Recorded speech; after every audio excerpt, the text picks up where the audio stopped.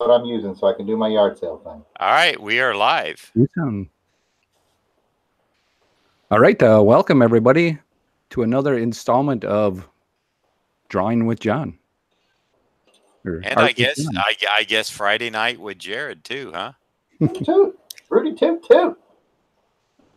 Let's do a quick roll call here. We'll start with the one, the only, John Beatty. How are you doing, sir? I'm doing good. Had a very busy week and have been looking forward to starting this Dr. Doom, getting the ink line down so that I can watercolor it. Those of you who were with us last week, I finished this flash, and this is the finished piece that will be going off to the person who got it, and it's actually the first. And Craig will attest. Well, maybe the second, but it's the first watercolor that I've ever actually done that I actually feel good about. Now I don't. Hold on a second. Let me refresh my. Okay, there we go. All right, so yeah, it's the first watercolor I've done that I actually can say I like, except for the Stallone one I did back in '86 or so. The one that's been hanging on my wall since '86. Yeah, that was done with dyes that faded. Yeah, it was. It was. So, but yeah, so there you go. Well, the other person speaking there is Craig Zablo. Did I say that right, Craig? Zablo. Craig Zablo. Zablo. Yeah, I knew I was going to mess that up. That's all right. Everybody does. How are you today? I'm doing great. Awesome. I guess me and Craig are going to be kind of guiding these two along here, fielding any questions, Good luck. any comments. And we have, let's get to Jarrod Alberich, the yard sale artist. What are you working on today? I've just started. I did a rough sketch of Rom, the Space Knight. Try to get that so you guys can see it. Rom, the Space Knight. Rough sketch that I've started inking on. I'm going to do some marker work on it. If you joined us last Friday night, I did a marker sketch of an animated style Deadshot. There's that. That's going to my friend Paul Hicks down under in Australia. Hello, Paul. Hello, Paul. He decided he wanted to snatch that one up, so thanks, Paul. But tonight it's going to be a headshot of Rom, the Space Knight. Very cool. Very cool. John, did we get a chance to see what you're working on? It's a little light. I keep thinking I need to turn it, but since I just twisted my camera around, I think you can see it right side now. Mm-hmm. It's a Dr. Doom, and it is for Ron, who is in our viewing audience tonight. Hey, Ron. Hello, Ron. So it will be a watercolor like the flash that I did, and hopefully it will turn out just as nice because, like I said, I've learned a lot in the past couple of weeks from Andrew Robinson, a very talented artist and painter. And I'll tell you, this is out of my comfort zone, but I want to do it, and it's kind of fun. Got to admit, I had a really good time, so that's why I'm well, going. It came out great. Yeah, going for a second. Very cool. Craig, is there anybody in the chat? I haven't gotten in there yet. So you haven't got there? Ron is in there, and we've got 3 watching. So hello to everyone that's watching. Sound off in the chat, folks. Yep. Go ahead and join us in the chat room and ask any question. No holds barred. Ron said, "Hola." And then for John, he said, "Hey, guys." Hey, hey. Hola. ¿Cómo está? And we will try movies, scoop to nuts. What is it, Craig? Soup to nuts. No, it is Scoop. It is Scoop. Well, we do know a man that worked there. Yes. But what I'm saying is, it doesn't just have to be comics. It can be movie. Oh, we can talk It anything. can be television. It can be books. We're open to all types of entertainment conversations. That we are. We have a good group of people here that can probably field almost anything, or at least form somewhat of a kind of intelligent opinion on something. I think that was aimed at me. I think so too. Mm-hmm. I don't know. I feel completely targeted. I picked up a couple of graphic novels this week, John, that might surprise you. Oh, maybe. Yeah, maybe. Like this one, the first one, you probably wouldn't be surprised by this. Sean Phillips, Ed Brubaker, My Heroes Have Always Been Junkies. I didn't know that about you, but okay. I like everything that they do, but here's the other one that will maybe surprise you. I'm just going to hold it up for you to see and then hear your comment. Okay. All right, we got to talk. Got to talk. Give us some talks. Whoever talks gets the camera call. time. Zablo? Yes, sir. I have to talk so that you can see it. Can you see it? Curtain call. Yeah. Little French artist there, I think, maybe. Very nice looking. Yeah. See, you've expanded my horizons. I know more artists than just Gil Kane at this point. And Paul Galassi. And Paul Galassi. Ron's got a question. It says, do you think there will come a time when the overuse of radiation or mutation to explain superpowers came down to lazy creativity? Or perhaps maybe it was the newest science at the time? I like the newest science at the time thing. People were just cashing in on atomic age, but that's just me. I'm more interested to hear what the amazing John Beatty has to say. I have no idea. I think it's a good question. But having said that, I'm not sure if the answer lies, we had Spider-Man, radioactive spider. I'm trying to think.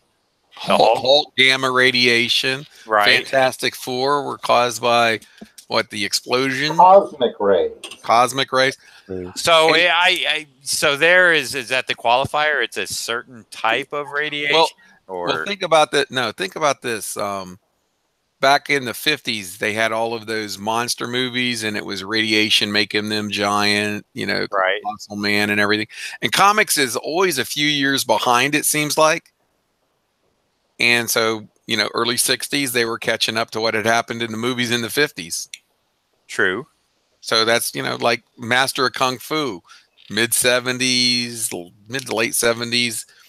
Kung Fu craze was in the early 70s. Disco, Dazzler, and all of that. No, I Master of Kung Fu was, and before that, the Charlton Hero was in the 70s. Yeah. Richard Dragon? No. Maybe Pat can Google it or Karate somebody Kid? else can. The Karate. It may have been the Karate. No, it was a Charlton Hero, and I'm sure it had to be in the 70s. But I'm talking about when the craze hit and then the comics started to jump on board. Right. No, I'm with y'all there. I'm just trying to think of a timeline. When that all came into being, and it does seem like it was around, when the FF and Spider-Man and is somewhere in the 60s, right? Yeah, correct.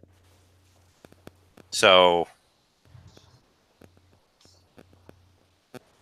interesting to think about. I'm not sure if there is a right answer. Anybody else want to take a shot at it? Well, expound on it more or whatever. I didn't hear Pat's thoughts. I'm sorry, I wasn't. Look, Pat was sleeping right then. Yeah, right there. I was not He was drinking a little honey. trying to get in the chat. So He's working on some stuff behind the scenes. We'll cut some slack. trying to get in the chat here.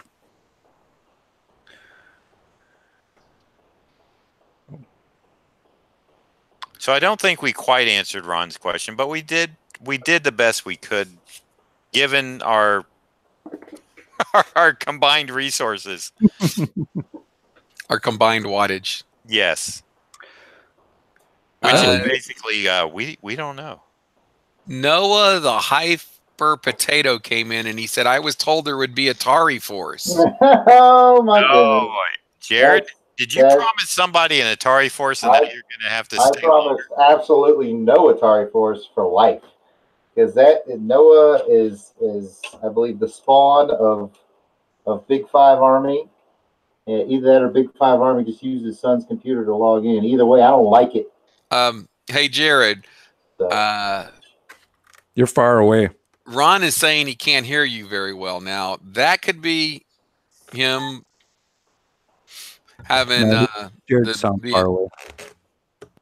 Something's up with your well, I think because Jared's microphone is on his desk and It he's is off to the side. I moved it closer. Is this better?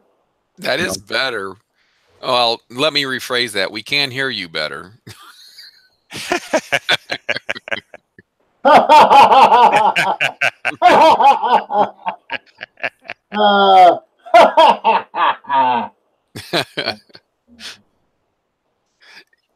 You guys are both drawing metal heads. Yes. It's a theme for tonight. I was told there was a theme. No, I had mine set from last week. I knew I was going to be doing a Doom. And then, so I pretend like you didn't call me and say, if you don't draw a metal-headed character, you're no longer welcome on the show? No, that was the exact phrase. No. Yeah, that ROM stuff started today with Big Army, I believe. At this point, John, your drawing could easily be changed to a luchador. I say do it. Well, this is Ron's drawing, so I don't want to change it to a luchador unless he would prefer a luchador. A luchadoom. Or I could I could do it into Hulk Hogan with the the mustache, sunglasses, and got to be careful what I say about Hulk Hogan. He's still over in the Tampa area, isn't he? He is. Noah the Hyper Potato said Jarrod hates kids. Oh, that's Jarrod. not true. That's so wrong, That's Jarrod. not even true. That sounds like something Kirk Spencer would say because it's hurtful and not true. So that is sad if it's true. I don't think it's true because I've seen you interacting with children. Thank you for taking up for me, Craig. And you did pick them up after you knocked them down. Well, yeah. I mean, someone's got to teach them about life. I mean, come on. Remember, Craig doesn't have to lie. You ain't got to lie, Craig. Oh, no. You ain't got to lie. You mean when he bullied him into buying one of those books? that was. Now you've got to admit that was a segue. You've got to admit. What books would you be talking about? Well, you know, your Cold Lightning number. Oh, Cold Lightning! I've got a copy right here, and here's a copy of Hamilton versus Burr, Werewolf Tale that I wrote. Some of my wares available at the yardsaleartist.bigcartel.com. You know, I think you're ahead of the curve on the werewolf thing. I think you're going to see more and more werewolves coming back. I think you're right. I think werewolves are coming back in style. And what zombies were the thing forever. Yeah, they're dead now.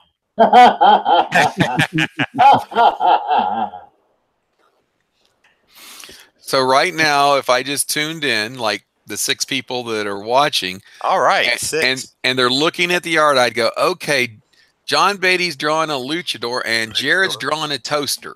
Okay, straight. What do you got going there, Jarrod? You know,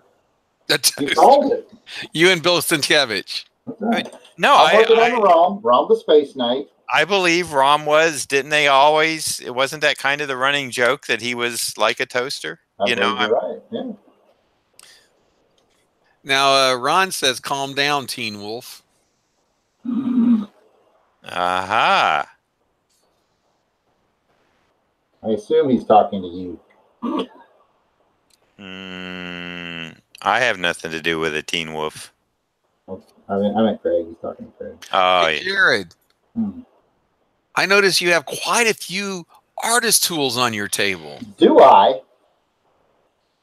Well, I don't know. I thought you did. I have a few. I'm glad you asked, because whenever I do these, my nickname is the yard sale artist. And so I like to show the people out there that you can do art without spending a lot of money, because there's a lot of money in art supplies. Anybody will tell you they're fairly expensive. But the yard sale artist is drawing on a 9x12 piece of Bristol board that I got after patiently waiting for a sale. They had a buy one, get two free. I believe it was pieces of paper. I have never been on the reams, John. On the reams. Just go about your drawing there, and I'll handle this part. And then I got all my French curves and these rulers all in a bundle at a yard sale for $25. Wow.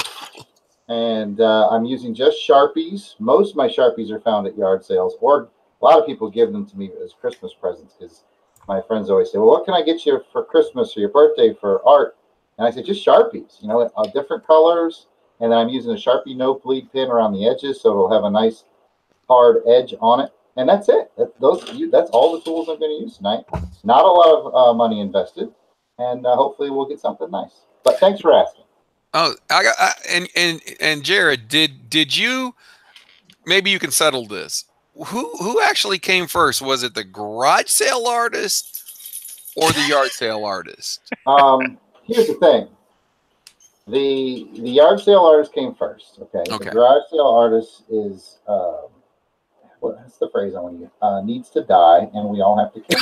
Sir, we cannot advocate because it's not a real person. Someone that John made up to try to make me angry. I thought it was a real person. Oh, it worked beautiful. It didn't work. I made him think it worked just for his ego, but it didn't work. You mean John, you did the garage sale to him like you did the what was the guy's name to me? Well, let's not go there. No. I mean, but you strung me out for a while on a joke. Yeah. But John's good at that. See, like the tricks I play are real quick. Yeah. But I only had a short time because it was a 2-day show. I only had a day really to work Jarrod because I had to get busy myself. Well, I'll tell you, John will put in the time to get a good prank. All right, it says Dr. Doom reads Sergeant Rock comics. I think we're getting a clue here as to who the Hyper Potato may be. Yeah, I think we've solved the mystery. If there even was one, right? Yeah, it's never really a mystery, but yeah, we've gotten to the crux of it. I'm going to throw out a test to him. Okay. Noah the Hyper Potato, what is your opinion on cowboy comics? While he's thinking about that, I would like to ask a question about our moderators. We haven't really got to introduce them. So Pat Sampson, who's diligently watching the chat, I'm certain at this point. Pat, tell us about yourself and what you do when you're not helping out on this show. Oh, what I do? I podcast.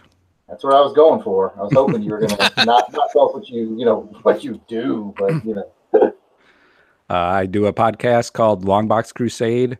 Awesome. On that podcast, Jarrod joins me along with his brother and Jarrod's good friend Delvin Williams, who I think is a good friend of mine now. I would say so, but we'll see if they watch or not. Pat, Jarrod has spoken about his brother, and his brother seems to be like a really decent human being. He is. Why would Jarrod laugh at that? Probably the better of the Alberichs, I would think. I'm not even argue that. Yeah. That's what I was kind of thinking. I didn't say it, but when he laughed, I was like, Well, how about you, Craig? Well, my thing that I do is I run the Stallone Zone. since 1996. Dang, that's when the internet started. Wow. Yeah, October of 96. Well, he found the internet. When we went online. And the funny thing is, I was kind of a little ahead of John on the internet, and I was showing him these things, and he got into it and superseded me. That happens. It does, man. You took it to the next level. He showed me AOL Publisher, and that was it. It was on like Donkey Kong. It was lights out from there. Well, you know, the really cool thing is that John and I got to do the Rocky Balboa, the official Rocky Balboa blog for the movie. That's cool. Oh, really? Wow. All right, so we got an answer from Noah the Hyper Potato. He said cowboy comics are almost as good as war comics. Yeah, we know who we got. We know who we got. Yeah. All right, here's a question for John. Does John trust the Gordon's fisherman? That's got to be from Noah the Hyper Potato, isn't it? It certainly is. Yeah. I thought that may have been Alyssa Cross coming in. Well, John, do you trust the Gordon's fisherman? I used to. What happened, man? You and the Gordon's fisherman had a falling out? Well, this year I started eating better. No, that's right. You did. And yeah. And by Fish is eating good for better, you. he means he now closes his mouth when he chews. He cuts his meat into bite-sized pieces. Elbows off the table. Well, we didn't go that far. 5-second rule. So I don't know. Me and Mr. Gordon Fisherman. I can't get behind his product anymore. Man, that is unfortunate. Well, yes. Yes, it is, but it's for the best. I understand. All right, here's your next question. This one comes from Ron, actually a two-parter. All right. And let's just take it around the horn. We'll start with Jarrod, and then we'll work our way back to me. What are your thoughts on the new Rocky movie Creed 2? And did you see Creed? I was about to ask that question of you, Craig, so I'm so glad that Ron asked it. I am jazzed to about the maximum level of jazzness. Wow. I saw Creed, and I was blown away by Creed. I think Creed is the best movie that I've seen since it came out. When I saw the previews for Creed 2, I just about melted. I am, on a scale of 1 to 10, about a 17 fired up about Creed. And I will pass it from there to Pat. What do you think, Pat? I have never seen Creed. Get the hell out of here. Yeah. All right, guys. Here's Mike. Thank you, guys. It's been great. You're missing out, man. Best movie of 2015. Easy. It is on my list to watch. So the Creed 2. Yeah, it's on my bucket trailer. list too. Oh. So, who's next? Let's go to Beatty. Yeah, I have not seen it either. So I can't comment on whether I'm excited for Creed 2 or not. I did hear, and not only from Zablo, so there must be a little something going on, but I did hear that it was a very well done film. Super good. So you notice, John? I do call it a film and not a movie. Oh, you're so high society. Well, I'm trying to stay up with Jarrod's what would we call it? Vocabulary? Well, that's not so much vocabulary. He gets that from his brother. Yeah. Well, no. The way you talk about something. My passion. I guess whatever big $10 word you want to throw in there, yard sale. And by the way, I will say while we were going and have a few people in the room right now, we got 8 people watching. I see. Welcome, 8 people. If you have not subscribed, please feel free. there's a little JB monogram in the corner. I just noticed it. It comes up. You can hit that to subscribe. You can hit the subscribe button, hit the bell so you can get notified.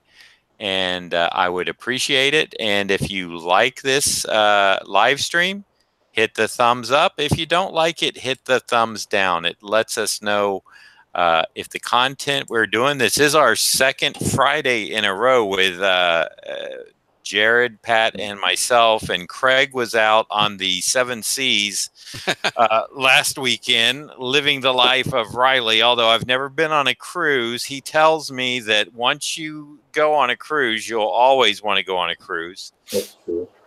And so, yeah, if you want to see more content like this, give us a thumbs up, give us a subscribe. And we're going to have more content of different types, but we're trying to narrow down a few niche things to do. So please, by all means, let us know. Put it in the comments too. If you completely hate it and it's a waste of your time, put it in the comments. Thank you very much. Craig. If you want more yard sale artists, just put that in. I need more yard sale artists. Oh, I think that goes without saying. Oh, okay. That was implied? All right. Well, you know, before I comment on Creed 2 and Creed, when Jarrod says, if you need more yard sale artists, I think he's given us all he's got. Mm. I can crank it up to 11. Are you holding back on us? I got another round left in me. Man. All right. All right. I didn't hear no bell. Creed 2. I'm psyched for it. I was surprised by how good Creed was. So and I think that Stallone's doing some of his best work in his last few years. I agree. You know, starting with Rocky Balboa, I wasn't sure how that would work, and he made it work. And then the last Rambo was really good. I'm actually as psyched for the new Rambo as I am for Creed 2. Wait a minute.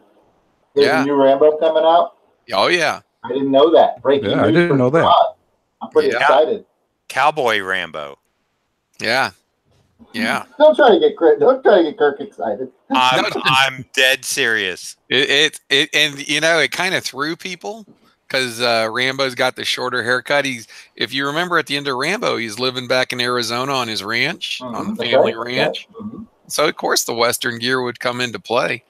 And Ron's exactly right. He says he's got a new Rambo coming that takes place in Arizona. And he's going to be going after some Mexicans across the border that kidnapped a woman. So sounds like a great movie. Down. Mark me down. Since we're talking movies, are there any movies coming out that are not Stallone movies that you guys are interested in seeing? Oh, no, I only go see Stallone movies. The other people make movies? There you go.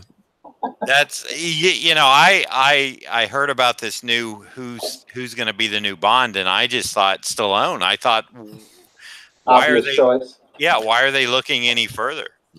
Well, there you go. 0070. Nice. So, Craig, would you like to see Sly's take on a Bond movie? Actually, Ron says he's looking forward to Bohemian Rhapsody. I don't know if you guys have seen the trailer for that. That looks kind very of good. Interesting. Yeah. Is it the Freddie Mercury story? It is. I think that's going to be good. Yeah. Comes out on my birthday if anybody wants to get me anything. Well, since we're Jarrod, I'm getting you Sharpies. Hey, nice. Jarrod, since we're talking birthdays, mine is Monday. Oh, you share a birthday with my son. Ooh. No, he shares it with me. I came first, I think. No, my son is 74 years old. Oh boy. That explains a lot. Hey, Green Lantern HG just came in and says hi, everybody. Hey, Green Lantern HG. What's up, buddy? How you doing tonight? Actually, Stallone's doing a movie called Hunter. It's coming up, and it's based on James Byron Huggins' book. And I this like, is I like the way you say James Byron Huggins. Could you say that again? James Byron Huggins. Yeah. And it reminds me of Huggy Bear. well, there you go. I was thinking the same thing, John. There you go. And I'm going to tell you, the book's it's a really good book. Jarrod just typed in he's not 70. Who said that? 69, 72. 70. Who typed that? Green Lantern says, my son's watching. Green Lantern says Jared's birthday is the 2nd of November. I know because it's my birthday too. Oh, Green Lantern HD. That narrows it down. Cumpleaños feliz. But anyway, I'm really looking forward to Stallone doing Hunter. Hunter.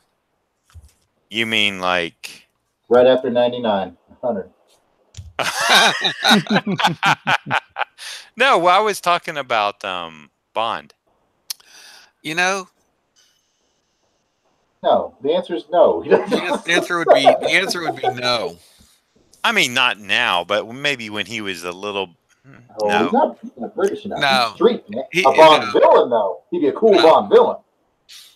you think? Well, I want to hear what Craig has to say. What do you think? Bond villain? No. Oh, okay. I want to hear why.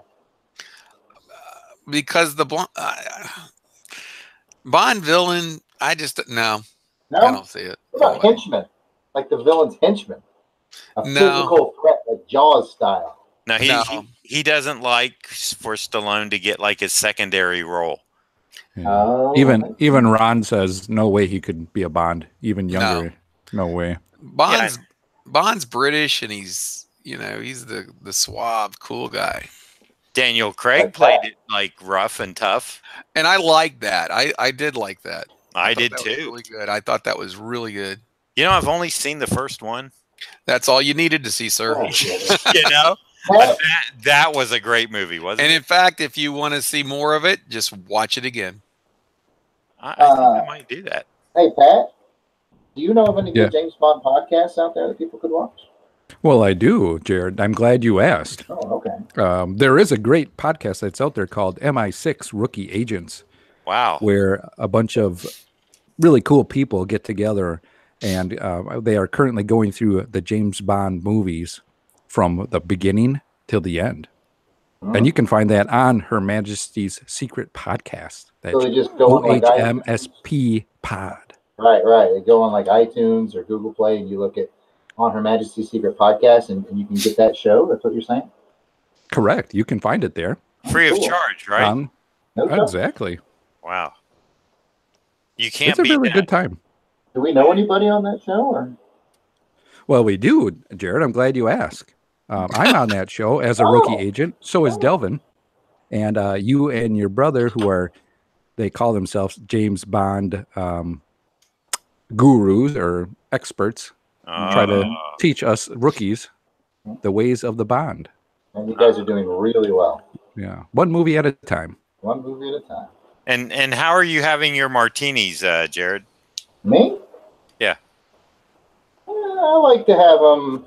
I like to be a little original, so I have them like not stirred but shaken. That's okay. See how clever and original that is? Yeah. Well, You know, after Jarrod drinks one or two martinis, he himself is shaken and slurred. You don't tell me about James Bond, I tell you. Hey, since we're still kind of talking movies, anybody seen the previews for Overlord? And what are your thoughts? I have not. On Shark Tank, I have not, so I'm out. I'm also out. I don't know anything about Overlord. I don't know anything either. Wow. I'm out. You stumped the panel, Mr. Zablo. I Now, you stumped the did ask a panel. question earlier that I don't It's think a everybody- It's a World War II horror flick. Ooh, now I'm interested. Yeah. Now it sounds good. Yeah. Yeah, absolutely. Yeah. Pat Simpson says, thank GLHG, Green Lantern Pat HG. Simpson. Who's this Pat Simpson guy? Hey, John, let's do one of their That would be Pat Sampson. hey, John, let's No, do I'm- one of their let's I'm do one Pat of their Simpson in the segues, chat. John. Oh, are you? Okay, Pat. Do what? I don't know. Let's do one of the segues like they're doing. Like what? Are you with me? Oh, nobody does Yeah. segues like me. All right. Pat. Hey, John, Yeah. would you happen to know anyone that, I don't know, does commission sketches and watercolors? I know two Andrew people. Robinson. No, you're supposed to say, I'm glad you asked, I'm Craig. glad you asked. Get the full Besides name. Jared? Do you I'm- mean besides Jared? Oh, Thank you, no, they Pat. stole her. They stole Yes, her. Pat, I do. I do commission drawings. Now you have to be careful because No. It's Jared will begin to try to steal things away. Wow. I saw him steal the Longbox Crusade on his first appearance. No. yeah, he did. He did, John. You're right. And He so, did. John, Yes. what kind of commissions do you got? I'm glad you asked. Craig's got it. Craig's got it. I am currently doing these bus style watercolor commissions, 9x12 watercolor. This is an example of the one that I finished that I started last Friday and finished it around, I don't know, Monday or something. That is Worked on really it. cool. Turned out good. I really Now I know that Flash is spoken for. Green Lantern HG Yes, says it is. awesome. If it wasn't spoken for, what would be a price tag on something like that? Well, since I'm just starting out in watercolor and it's unknown. Now's the time to strike. That's what he's trying to say. No, well, yes, to put it that way. I'll do a few more of them at the $200 range, and then I'm gonna bounce up to $250, and eventually, probably towards the end of the year, they'll be around $300. Woo! So get your commission requests in now, people. Hey, Because I am having a good time with them, and I am learning a lot. And as long as I can enjoy doing them, which is the key thing, I'm going to keep at it. So yeah, as Jared said, now is really the time to strike if you want one. Christmas is just around the corner, so if you're looking for a really awesome gift to give for that superhero person in your life, Pat, that's true, and that's what the Flash was actually for. and let's not forget, we also make nice Hanukkah, Kwanzaa, and New Year's Eve gifts. And Craig Zablo's birthday gifts. Although Craig and I usually do a special broadcast where he is gifted a piece of artwork. And would you like to fill the people in on what we do on Black Friday? Well, it's the day after Thanksgiving, and we don't go out to the stores. We do a long podcast, live stream artcast where John creates a Stallone drawing for me. Oh man, can I get in on that? I want to make a Stallone drawing. And he gifts it to me. Oh, never mind. Yeah. Hey, Jared. Now, I'll tell you what. No. Hold it, Jared. Your head was coming into the screen, and it looks like you're wearing your hairdo a little differently these days. That's because you're looking at from the top of my head. What do you got going on there? Well, what you're probably seeing is, and I won't be able to hear you for a second, but you'll probably be seeing my headphones, my Captain America sweet headphones right there. There you go. You're looking at his I think he's talking about your bald spot on the top. No, I don't. No. I already told him I had noticed a little bit of male pattern baldness coming in there. I've got a full, beautiful coif of hair here. We're not talking about your wrists.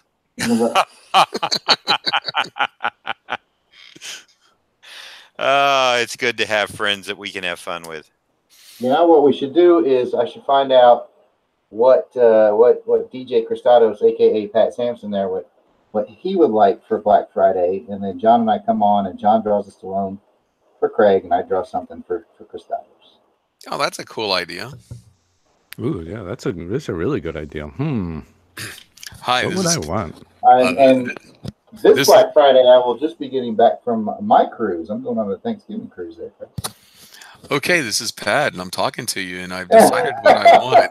I want a Rocky or a Rambo. No, I would like it. I want to get Carter. He's got to get Carter. Who is this Carter that you wish to get? It does not matter. It doesn't. That is the truth.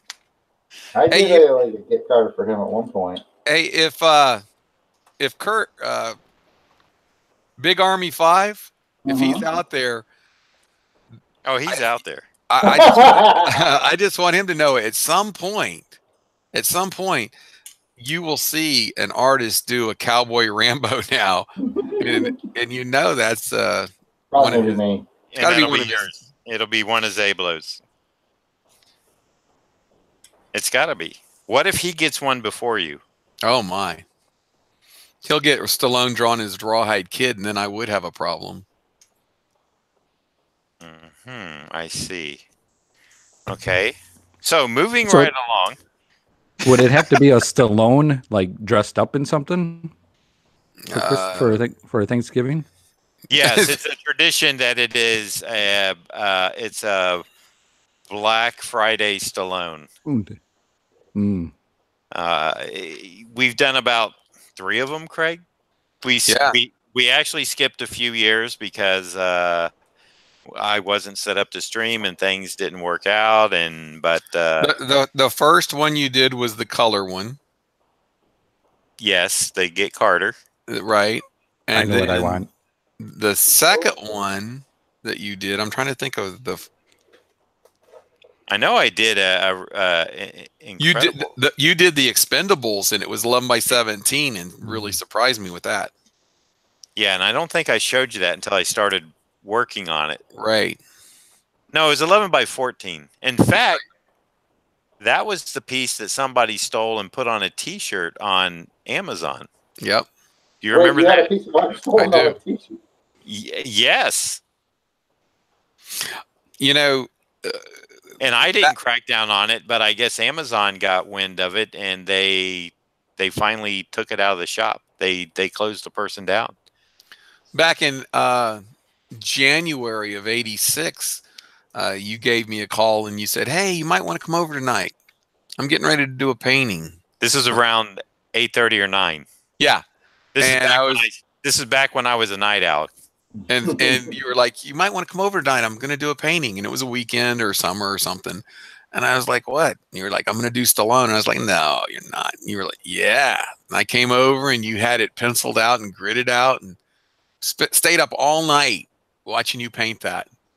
Until about 5 a.m. Yeah. And it's been on my wall since January of 1986. But only the gouache has remained. but it's kind of faded out, and it like sometimes it'll creep people out because they're like, what's going on there? But it's a Stallone's ghost. The ghost is Stallone. Ghost of Stallone. I tell people that, the painting ages, but Stallone doesn't. I think have an aura. I was going to say, I know what I want Jarrod to draw me now. What do you want Jarrod to draw? For Black Stallone Day. Black Stallone Day? Oh, sorry. We used to call it Black Stallone Friday with no, I mean, it's just because it's Black Friday, we would just put Stallone's name in the mix. Yep. Stallone Friday. Right. Yeah, Stallone Friday. I want Stallone dressed as Elf. Oh. One more time. You're kind of missing the point there. Hey, I thought it was Stallone. I thought it was Stallone and whatever we want. No, you're getting what you want for your collection. Yeah, he said from Jarrod he wants that. Hey, I'm going to step out for a second. I'll be right back. Uh-oh. Wonder what happened. Ron's asking if we could see the Stallone. He may have went to get it. Maybe that's why he went to step out. Oh, okay. Because I don't know. Let's see what happens, Ron. Yeah. It's fun for everyone. If he comes back with it, then fine. If not, then he does have quite a collection of Stallone drawings, so that could be what he went to get. Was some of those. Now, John, I noticed that what you're drawing with now. Before you were using a brush, or last time. Oh, now you're with the brush again. Yes. Before you had what were you using before?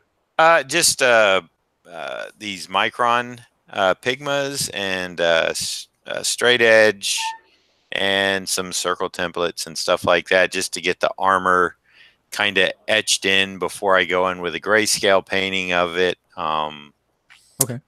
I would have done the circle on Flash last week, but I wasn't sure that the microns were waterproof, and I didn't want to put water on it and then have them bleed. But I experimented this week, and I just took watercolor paper and put micron pins down on the paper and let it sit up for about 30 minutes, and then took a nice big flat brush like this full of water and just slopped it on, and it did not run, bleed, or anything. So for mechanical stuff, I said, wow, it's good to go. Very cool. Very cool. Yeah. So I was happy to find that out. And that was another tip from my friend Andrew that, and Craig. It was not a bathroom run.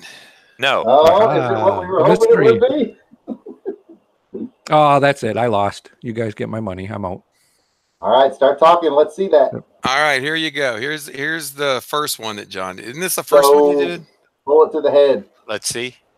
No, it wasn't bullet to the head because that wasn't out yet. No, that's a get Carter. Isn't that the first one you did, JB? Yes, it is. What's the year on that? 2008. Wow. I don't remember those tats in that movie, and I just watched it like a couple weeks ago. Actually, it was Expendables. And then this bad boy. Oh. This bad boy right here. Oh. Expendables. And all of the Expendables up there. You got the... And that's going into my Sergio Topi type montage designy style. And I love that. Somebody has an open mic, or they did. I was saying woo woo. I can hear myself. That's unfortunate. Can you hear yourself now? No. All right.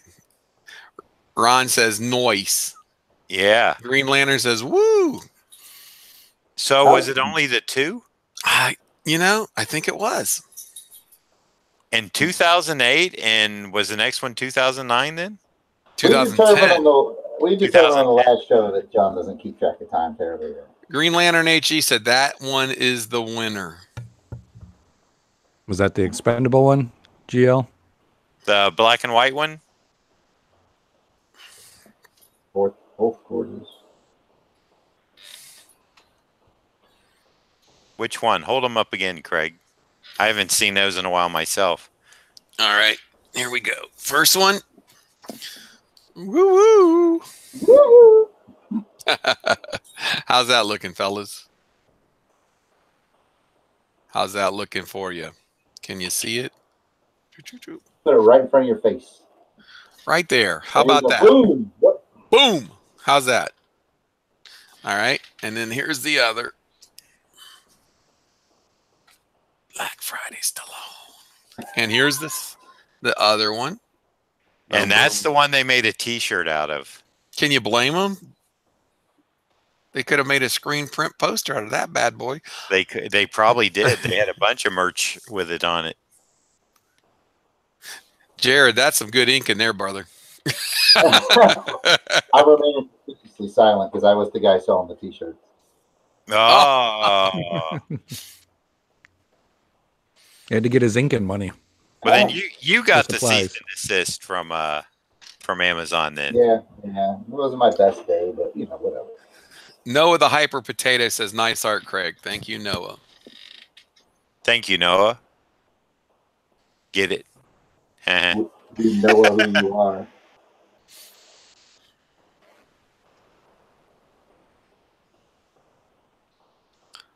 All right. Well, that's Okay. good because Ron was wondering if he could see the pieces. So I didn't know you were stepping out to do that. So Well, John, I'm glad you asked, because if you want to see the art, you could go to either my DeviantArt site or my Comic Art Fan site, where you'll find about 3/4 of my collection posted. I am proud to say that I've been featured on the Stallone Zone. That is true. Noah the Hyper Potato says, "Is Jarrod drawing a Kia?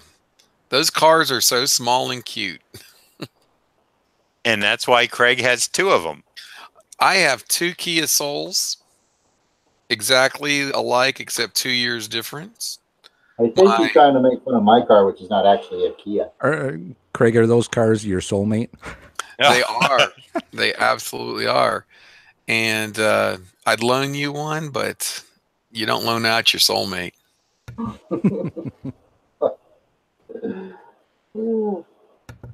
Maybe you should get Stallone in a Soul Well, driving a Kia. I used to have a Jack Carter mobile. Isn't that right, JB? You like to think it was, but again, who made that car? That was a Hyundai XG350. Yes. And I think Stallone would, as my son Jacob would say, he would have a Lamborghini. How about an awesome 50 Merc? Yeah, but that wasn't his. No, the Hyper Potato says, "I want a soulmate." So, Jarrod, you can take it from there. I don't know what that I think you're going to find out later. Yeah. No, I think you're in the wrong chat group there. And Noah the Hyper Potato. Yeah, wait till 11:30. Noah the Hyper Potato says nobody loves LFS. That's probably true. What's What is LFS? That's his code name, LFS. You know what? I'm not going to reveal what it stands for. If he wants to reveal that, he can. And then he asked, and I'm afraid to say this, where is Gigantor? He's talking about our mutual comic book loving friend, old Ben. Pat, you know it, Ben. Yeah, he's probably just somewhere off being an old, crazy old man. He's a crazy old man, yeah. I see we have 7 viewers currently, which is not bad, but it's still not. I think we had 10 last Friday. Yeah. They probably tuned in and saw me, and they were like, "Oh, we're on repeats already." So for you 7 watchers, please join us in the chat if you haven't. And then I want to challenge the chat group to go out there and spread and share this stream with everybody. Do us a good tweet or a share in whatever media you're using. Thank you, Pat. I was doing my part, so. Yes, you were, and we are going to have. We'll do a contest. Oh, maybe I could win my Stallone. Yeah. Ooh, another Stallone art collector. Uh-oh. Yeah, that was like a competition. No, I'll leave that to Craig. Thank you, because otherwise... I don't know anybody else that has that niche like him, Yeah. Although, sure you don't know anybody else that has that? not a Stallone one. I've got a really nice original James Bond art collection. I'm a James Bond collection. So are you saying it should be a James Black Bond Friday? Yeah, Black Bond Friday. Oh, that has a really good ring to it. It does, Black Bond Friday. Bum, bum, bum, bum, bum, bum, bum, bum. Yeah, but I do want to take a second to give credit where it's due. I never considered like a themed art collection until I met Craig, and it was his theme, and I was like, "That's really cool." I was like, "I'd like to do a theme. What's my thing?" And that's when I started it. So no lie, Craig, you got me started on a theme collection, and now I've probably got 30 pieces or so, and it's your fault. There you go. Got to lie. Crazy don't got to lie. All right, we've got someone in the chat room says, "Could you keep the camera on the one using the French curves? I have a hard time using that thing." Who's asking? It's C is asking. What's up, C? I guess that's me. I'm using the. And that means French yes, Jared. Muy bien, Pat. Gracias. Were you using French curves tonight, John? I didn't see. I thought. Am I the only one? I'm done with that nonsense. I have European French curves and American French curves. I've been told I have those too. Yes, you do. That's a very curvaceous. And to answer your question, they are really weird to use. It takes a little bit of practice, and I'm still not even at the point where I'm super comfortable with it, but I just kind of use it to form the shape, solid up lines. Sometimes it lands just how I want. Sometimes I got to fudge a little, but no, I feel your pain there, C. I feel your pain. When we were talking about Bond and Black Bond Friday, Ron says, Idris Elba? Idris Elba. Yeah, they were looking at him to play James Bond, which people were a little divided on it because he's black, but if you want Jarrod's opinion, which you didn't ask, but I'll tell you anyway, I think he'd be fine. As long as Bond is handsome and a ladies' man and, kills people. And suave. Yeah, suave and British, and Idris is all those things. So I don't have any beef with it, but I believe the actor himself just isn't that interested in the role. So you're saying I got a chance? You've got a chance. I'm telling you. The interesting thing is, before I saw Daniel Craig, I just saw like a promotional piece, and I thought this guy is too like brutal or too rough around the edges. Yeah, he didn't have the Connery. No, I agree. But after I saw the movie, I was like, he was like, I think he was for me personally, I think he was the best since Connery. I agree. To go ahead and cut his mic. I agree. I like Daniel Craig. I really do. I know I'm going to get ridiculed now, but I don't really care. I think Timothy Dalton is wait a minute. C says, thank you, Jarrod. Ron says that Idris is a great actor. Idris. And Ron says, Craig's Bond is what got me into the Bond movies. Well, that's good. I'm glad you're in. Hey, Ron, thank you for saying that. Not many people have seen my Bond. I was just going to say that. You lovable idiot. That was awesome. Which one? We may have a new Agent Z. What do you guys think about the fan-floated theory that James Bond isn't a real person and every actor that plays Bond is just taking over for a spy that died? Bah. I say bah. I've never watched an episode, but would that be kind of like the Doctor Who theory where they change the doctors out every so often? I don't know why they change it. Why do they change this? Well, you see, John, that they change the doctor out every few seasons because of the regeneration that is happening with the doctor. That's one theory, but I think the truth of the matter is much simpler than that. When the same actor plays Doctor Who for several seasons, you begin to realize that's Doctor Who.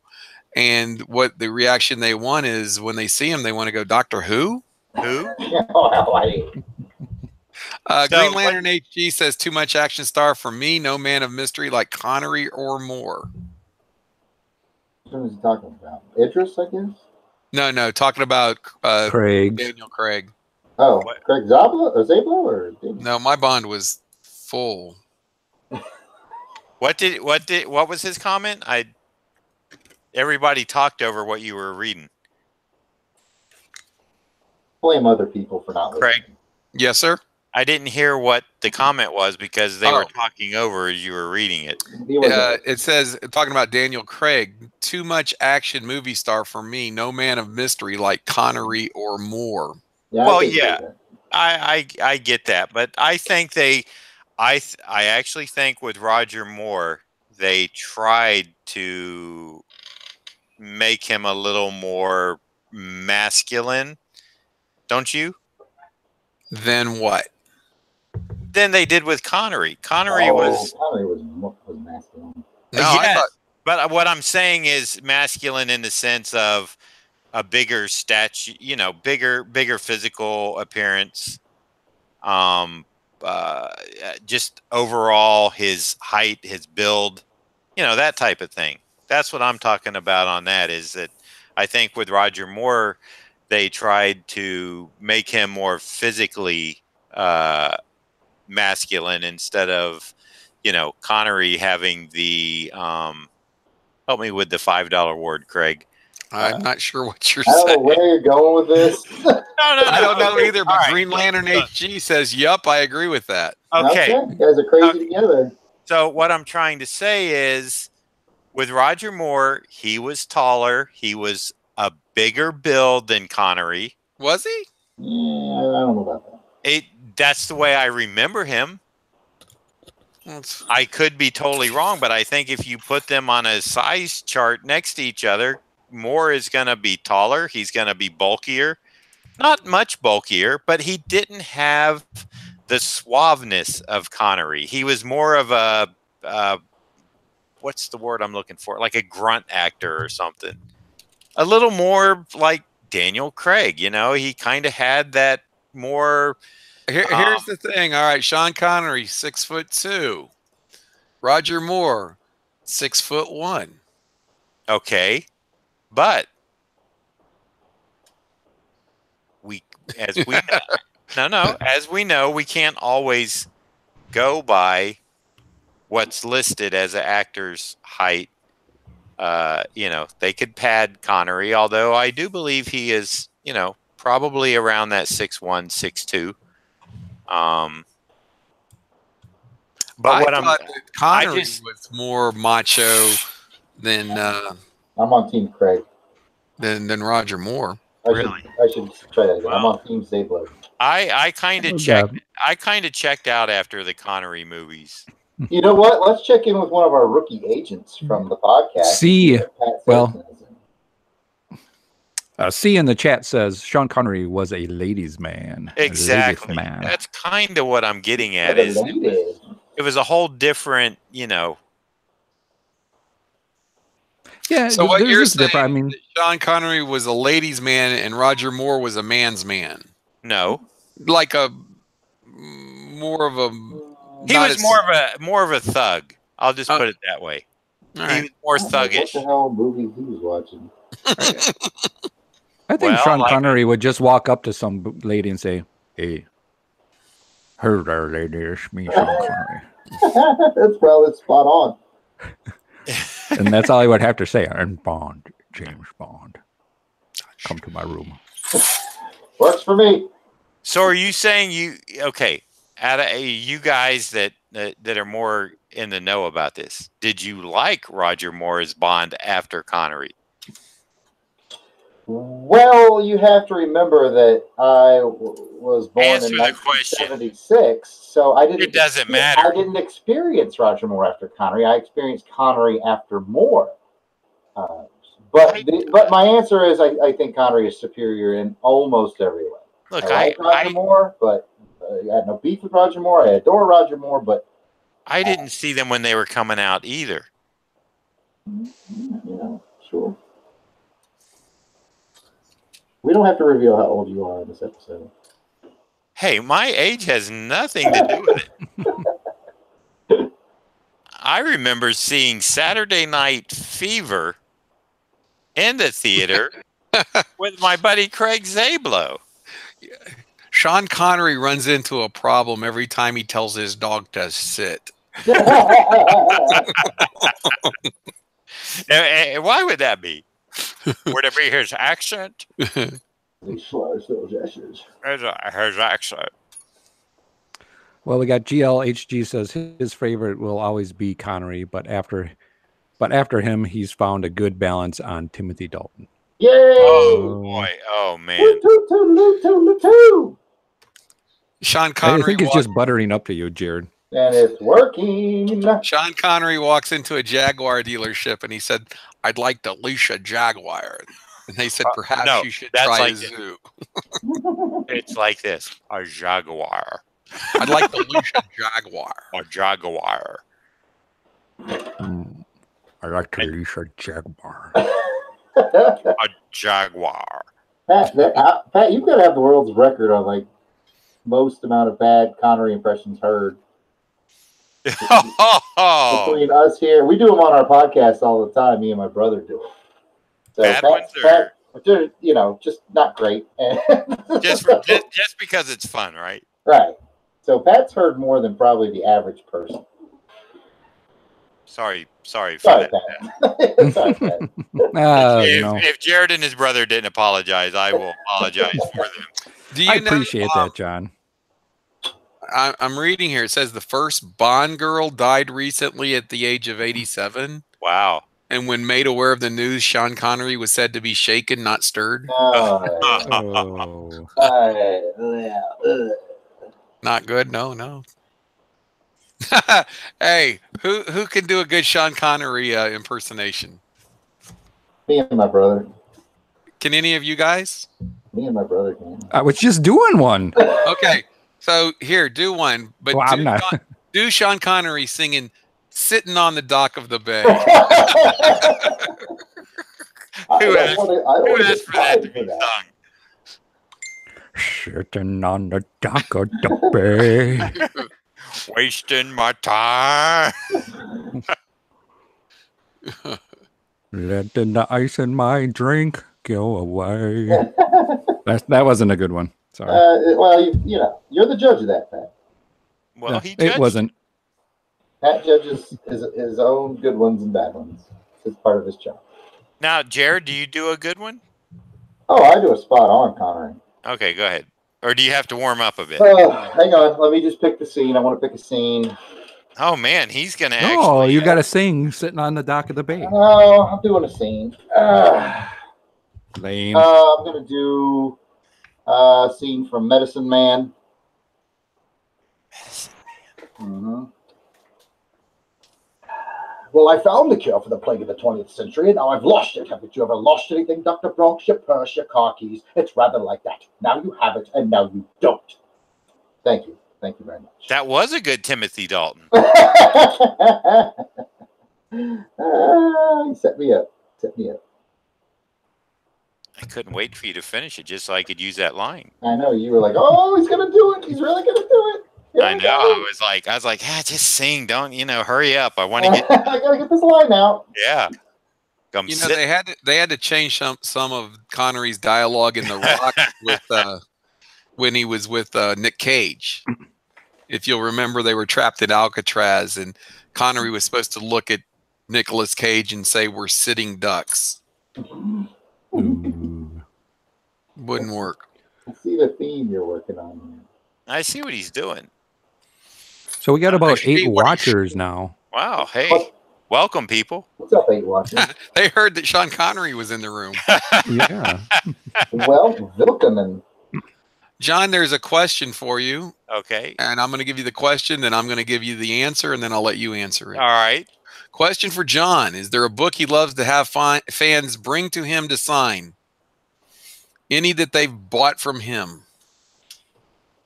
I don't sell books really, so well, Secret Wars #8 is the book that I sign the most of. Both Mike, Zach, and I at any show, any city, any town, any state. It's the one that we sign the most of.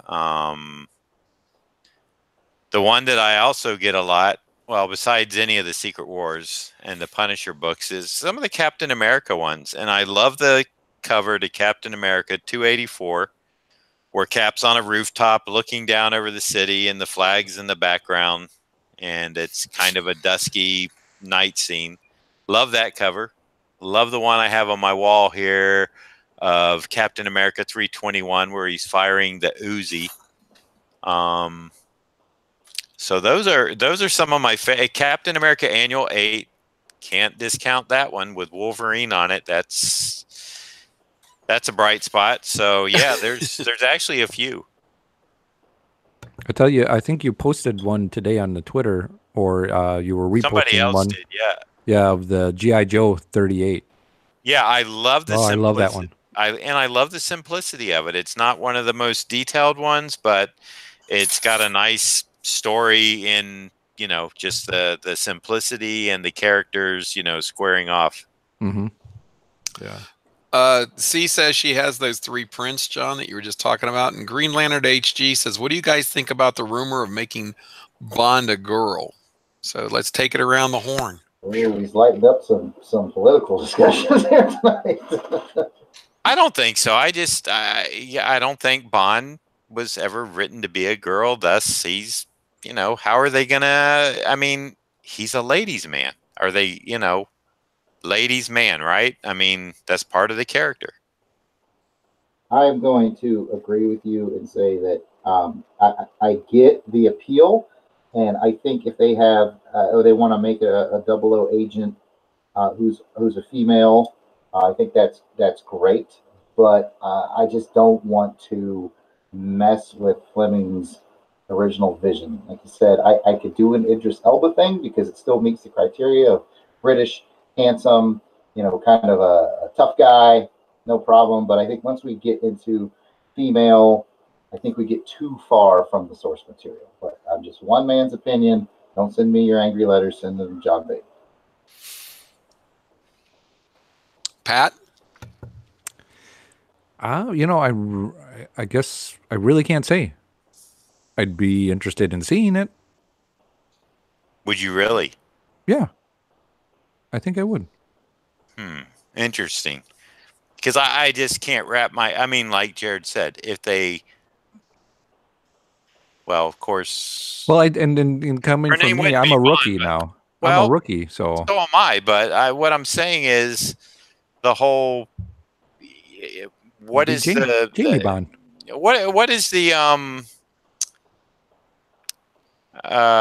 Secret Service, right? The Majesty Secret Service. Her Majesty's Secret Service. Right.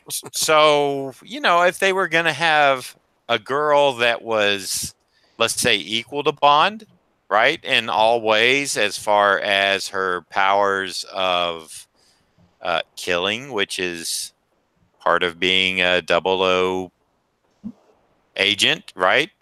Right. License to kill. Right. And, they have to meet a certain criteria as far as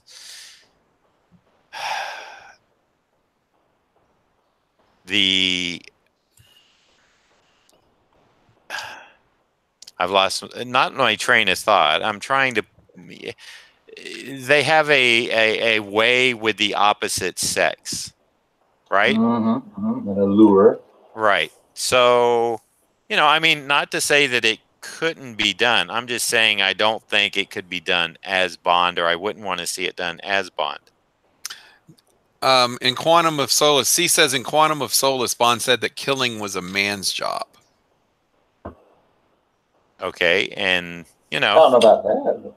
well, but when did Ian Fleming write these books? I mean, this was I think that's part of the appeal of the character is it's almost fun to go back to visit those old times with those old standards, and I know it's not like politically correct anymore, but I think that's kind of the appeal is you go back to this olden day that's not terribly offensive or anything, but it's just you escape into that old time and it's fun for a while, then you come back to the real world.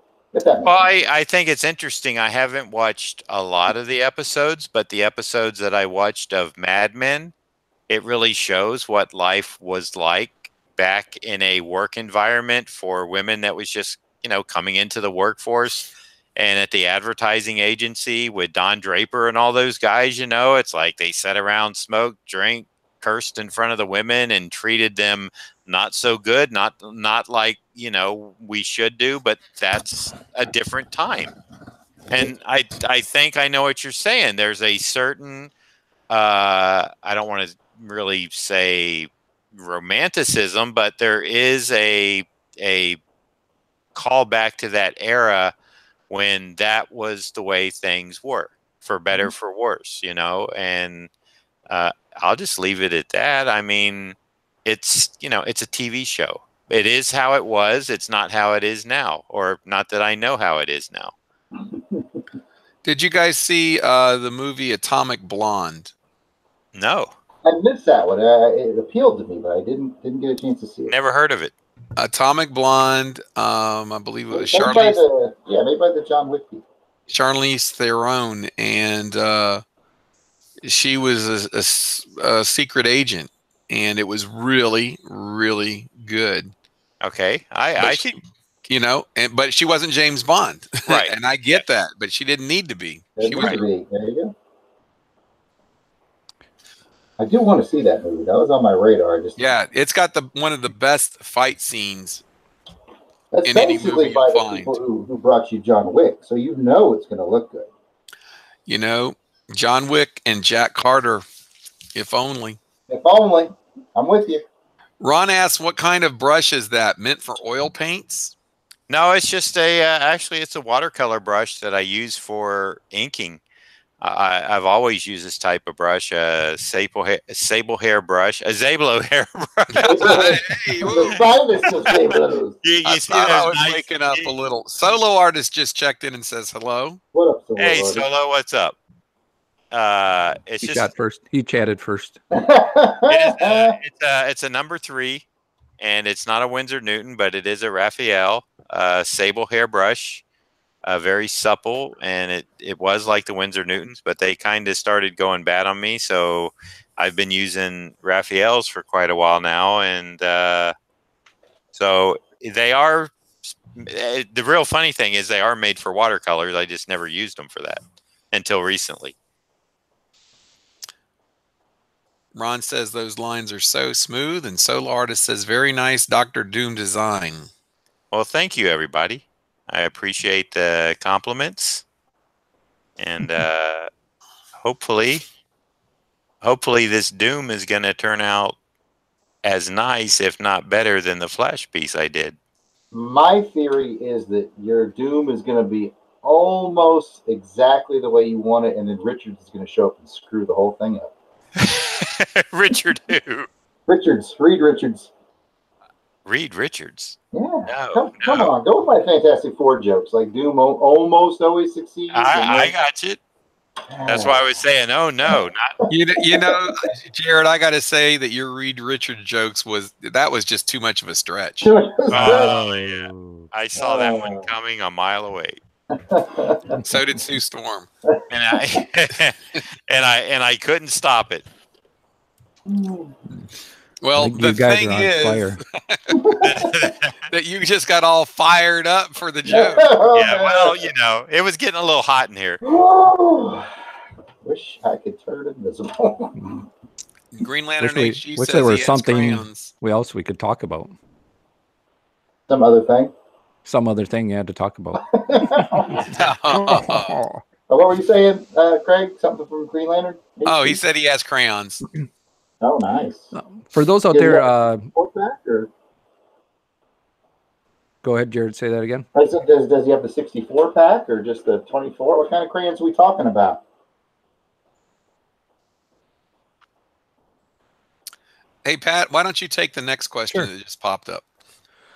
We got next question is from Noah, the potato. And Noah says, does John feel like Dick Van Dyke doesn't get enough credit for his role as Bond in Chitty Chitty Bang Bang? I haven't. I've never sat through that entire movie, so I have. It's hard to do.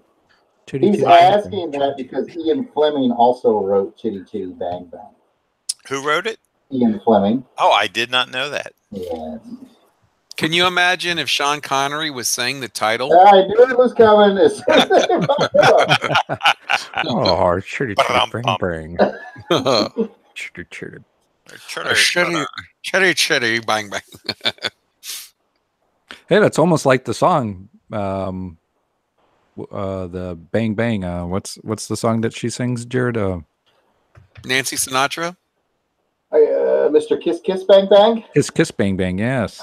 The almost used theme song to Thunderball. I think Dionne Warwick recorded it. but they went with Tom Jones with Thunderball at the last minute. Although the instrumental version of Mr. Kiss Kiss Bang Bang does still show up in the movie in the scene where Luciano Paluzzi is killed. And I met her 2 weekends ago. That's all I have for that. Thanks, Pat. You're welcome. Hey, anything I can do for you? Hey, Jarrod. That just reminded me. Was it this time last year, or towards the end of the year, that they actually had? Was it BondCon or SpyCon? SpyCon. It was back in the spring. Oh, so that's already been and gone? Yes, SpyCon. I did SpyCon back. It was like March, April, something like that. I can't remember now. No, I can remember. It was on April Fool's Day. Come on, seriously. Seriously, which also happened to be Easter this year. It was the weirdest weekend because Easter fell on April Fool's Day. Right. I do remember that. So what you're saying is what? I had a fun time at SpyCon. Okay. And are you looking forward to next year? Yes, definitely. They're the same folks that did Monsterama, which is where I was 2 weekends ago. Where I met Luciana Paluzzi. She was in a fun late 60s horror movie called Green Slime. Oh, that movie is a lot of fun. You know who would know all this, Craig, and enjoy it is Bill Black. Absolutely. I have had a couple of conversations with Mr. Bill Black about classic cinema, and I adore that man. He's the coolest. Because he inked your drawing. Yes, he did ink my drawing. Of? Who did I draw? Yippee-ki-yay. It was a cowboy character, but I can't remember which one. Two Gun Kid? Yes, I got confused because he inked my Two Gun Kid, but he gave me a drawing of, it was all in black. It was his favorite cowboy. I got it in my book. Dang it, I can't remember. I'm going to find it now and show y'all. Did that drawing get to my book? Big Army 5? Oh, heck no. He drew that for me. Don't try and get him fired up about getting some stuff that wasn't drawn from him. No. You drew it and Bill inked it.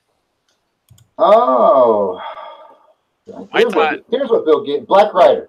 That's what Bill drew for me. I don't know if you can see it on the camera. Wait, go back to this. Go back to those drawings there. There you go. Which ones? Which way you want me to go? This way or this way? Come on, he's going to start selling them now like it's eBay here. Oh, wait, I can't show some of these. I came across a Beatty no-show just now. Back it up. I can't show those two. I can't show those. I can show... those should not even be in a book where they could... All right, so there's a He-Man, but I can't show this one that my hand is over. Who did the drawing of Prince? That was Eric from the Ghostbusters guy. Eric Burnham. He's a writer on the Ghostbusters comic, but he also draws pretty well. He drew that Prince. There you go. That's a Phil Hester page. There's Nate Niles. That's a heck of an artist right there. Yes, sir. Larry All Hama. right. Good stuff in here, man. See, this is my James Bond collection going on. Check out these Bonds, man. These are cool stuff. Jamie Ray just came in and said late to the show. Pat, you got to pick up some of those questions for us. Okay. All right. I'll make them. No, I was waiting for you. I thought we were tag teaming them. You do one, I do one. I took the early lead, so I want you to it's my shift now? All Yeah. right. It's my shift. Tapped out. Take a powder. Great. I never tap out. All right. So let's see. We got a couple comments here. Solo Artist wants to know, who's your favorite Spider-Man noir? Miles? Yes. Who's your favorite Spider-Man? Noir, Miles Morales, or Superior? And another question to that is, what do you all three of us think? So let's go around the horn, as Craig would say. and let's start with Craig. Remember when you guys were saying I've never heard of that movie? Yeah. I really my favorite Spider-Man is the classic Spider-Man, but my classic Spider-Man is JR, and then Gil Kane, Actually, it's not JR. JR is JR. That's Yeah, John Romita. Sorry. Senior. Even though there's not a dang thing wrong with Junior's No, Spider-Man. not at all. No. Not at all. All right. Oh, you mean art-wise or the character? Because I didn't hear any Peter Parker going on in there. I think he said character. I think he's probably talking character, but you can expound on that as much as you'd like. As much as you'd like. Well, there's only one Spider-Man to me, and that's Peter Parker. Very good. I'm not up on the new kid stuff, so I really don't know. So I have to stay with Peter. Everybody let it go. Everybody let it go. Just let it die. Solo says both, so let's go to Jarrod. I hate to do this, but welcome to Grumpy Old Man Cast, because I'm not familiar with any of those other Spider-Men as well.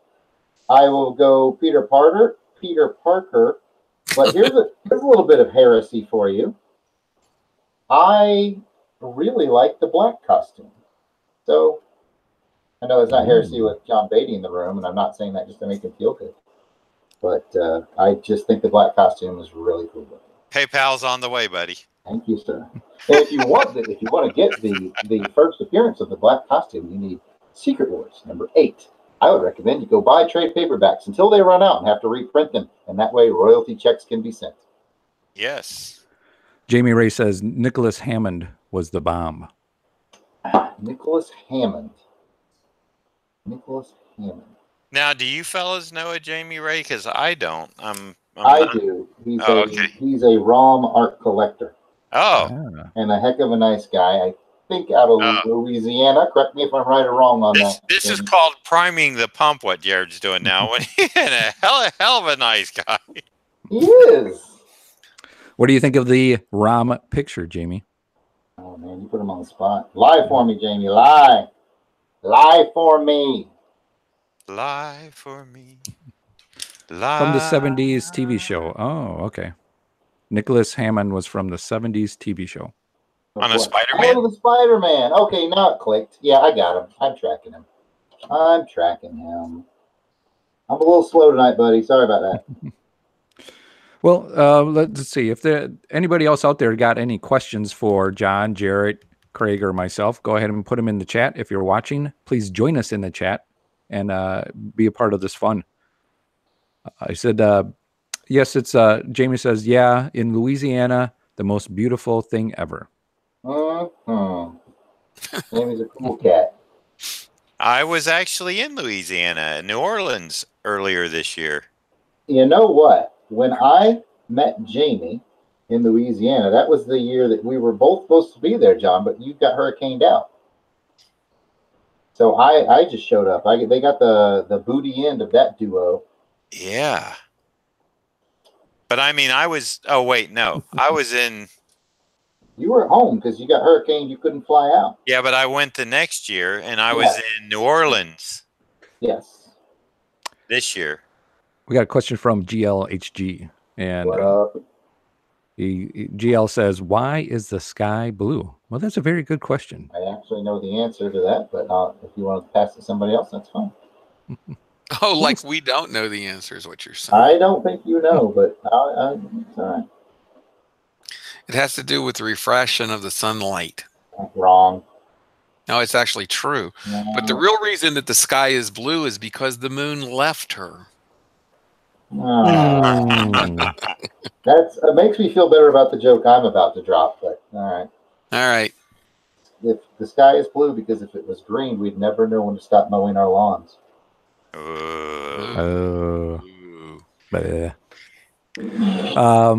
joke was worse, mine or Craig's? Answer in the chat. Yeah, that's and nobody really wins. I'm glad you asked. Let's see. Here's another good question from Solo Artist. How did you guys get into art, and how was your technique?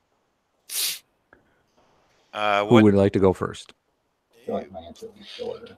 Well, I got into art just because it's something I did ever since I was a kid, and it's something I I reflected back on last weekend or last Friday, if you all remember, when I talked about originally wanting to be a comic strip artist and finding out that they didn't make $15 million a year like Charles Schultz.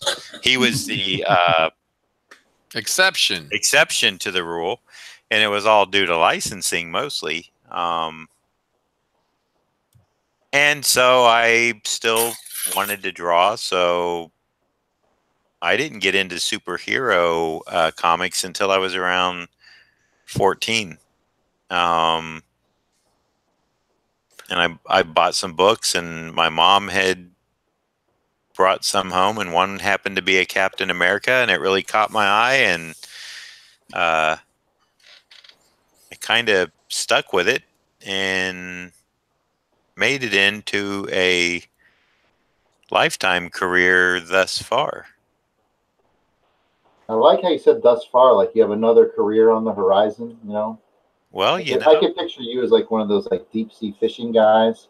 I'm going to take over the Gorton Fisherman's job.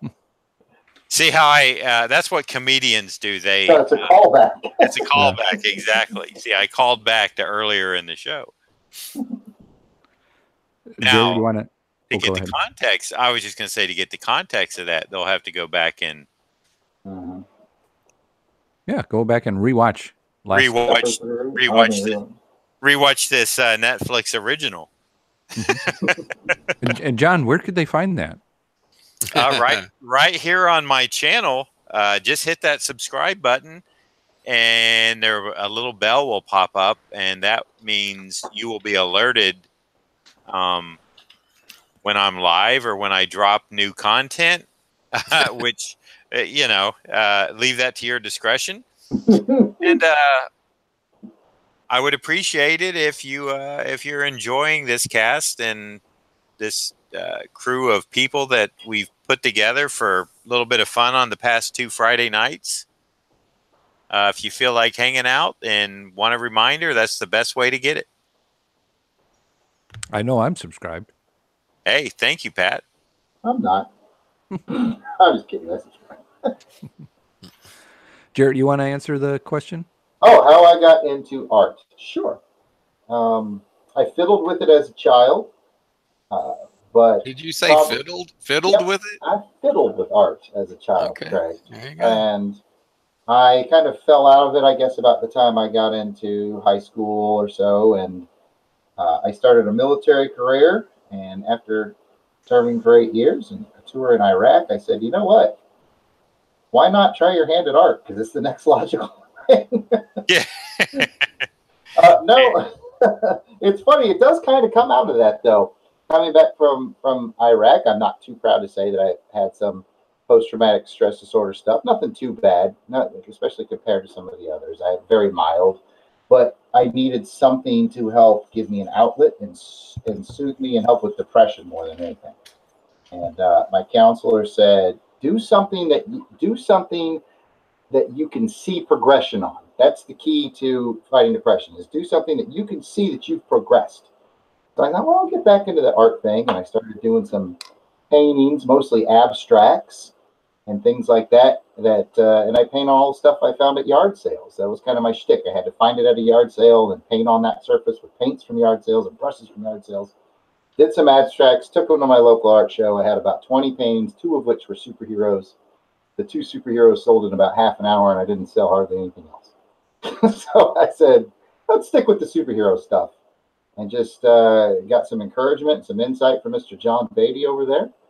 And it's just been fun. I've only been at it for about 4 years now, but I know I don't want to embarrass him or turn this into a love fest, but man, I really appreciate John and all he's done for me. Very cool. Very cool. To have an awesome mentor like that. He's half man and half bull, but that's a Minotaur. Minotaur or Minotaur, I always mix them up. He's the fresh maker. That's Mentos. Which half? Depends on the mood. Some more comments from the chat group here, guys. We have. So let me go back to where I left off here. Okay, we'll just give a quick shout out to Espotito. Thank Who you, said Noah. Espotito? Noah wanted to hear me say Espotito.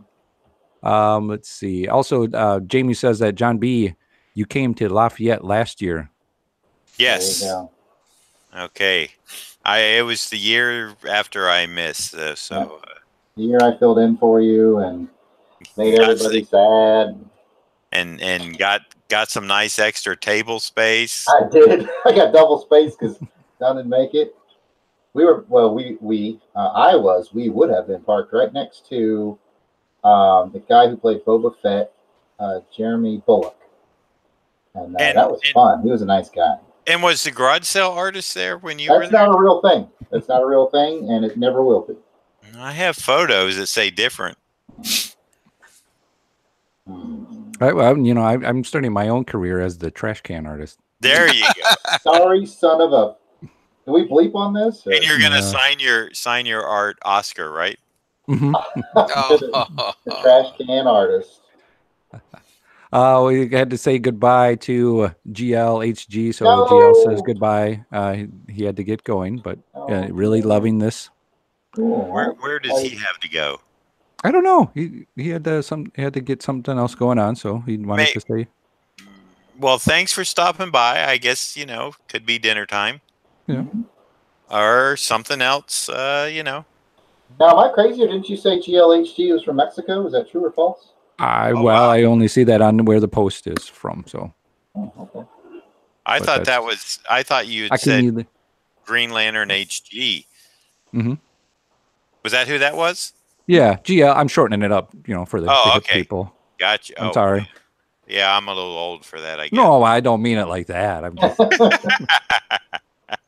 Don't forget your soup, John. Yeah. Time for your meds. Yeah. Hey now. Yeah. Oh, speaking about meds, let's see. Solo Artist wants to know, you guys are interesting artists. He's glad that they're watching this. So thank you, Solo. Well, Solo, like I said, subscribe. Just hit the subscribe button, hit a little bell will pop up, and you'll be notified when we're doing this again, so you won't miss it. I don't know where you're from. You don't have to say, I don't know, but if you are enjoying it, the best way to be notified is to subscribe. Solo also wants to know, how was the military? I think I have no idea, Pat. He might be asking me. I'm not sure. Well, I didn't know if anybody other served in the military. So the Solo is thinking about joining and wanted to know if it's a good career. Jarrod? Absolutely. I wouldn't trade my time in the military for anything. I won't lie to you and say that it's easy. It will be the biggest challenge of your life. But if you're the kind of person that finds that to be rewarding, as I was, then sure. And let me tell you something. The best thing, by far, you will ever get out of service in the military is the friends that you make. I have lifelong friends everywhere, all over the world. It's just wonderful. Like Pat said, we podcast with my friend Delvin, who I met in ROTC. My brother Jason, he served as well. But I did not know that. There you go. I would recommend it, but just know going into it that it's hard and it's dangerous. But I'm going down to enlist tomorrow. All right. You can tell that Jarrod's been in the service just by the shirts that he wears at the conventions. Yes. I do tend to wear my veteran shirts to conventions. That's true. They're comfortable. And yes. I've gotten it sparked a lot of conversation. I met a guy at a con that when I'm also an Army brat. And I met a guy at a con that was stationed at the exact same place that my father was. And so I lived there too. Little town in Germany back in 1988. And all because I was wearing that shirt, we started talking about military, and then we discovered that we were there at the same time in Fulda, Germany in 1988. Now, did you say your shirt sparks conversation? Yeah. Okay. Because I know when you're wearing it, you seem to be at attention a lot. Oh, it's funny. And I didn't mean that in any other way other than just, I thought that was going to get let go, but there it is. no. There she blues. It's a thin shirt, isn't it? No, you're thinking of my Justice League shirt that you like so much. Because a lot of times when you're wearing it at the shows, it looks like you might be a little cold. Well, they do keep Whoa. the convention rooms a little nipply. A little brisk. Yes. Well, speaking about brisk, Solo Artist has subscribed. Awesome. Thank you, Solo Artist. Hey, thank you, Solo. Appreciate that subscription. Go out and tell your friends. Just kidding, buddy. In other words, don't go solo. You can tell them if you want, but I do appreciate it, really. I encourage you to tell them. Pat, tell them what Noah the Hyper Potato just said. I think this is funny. Okay. The last one that Nora says is, I hear the estate sales artist excels at drawing the classic characters. That estate sale artist is the bane of my existence.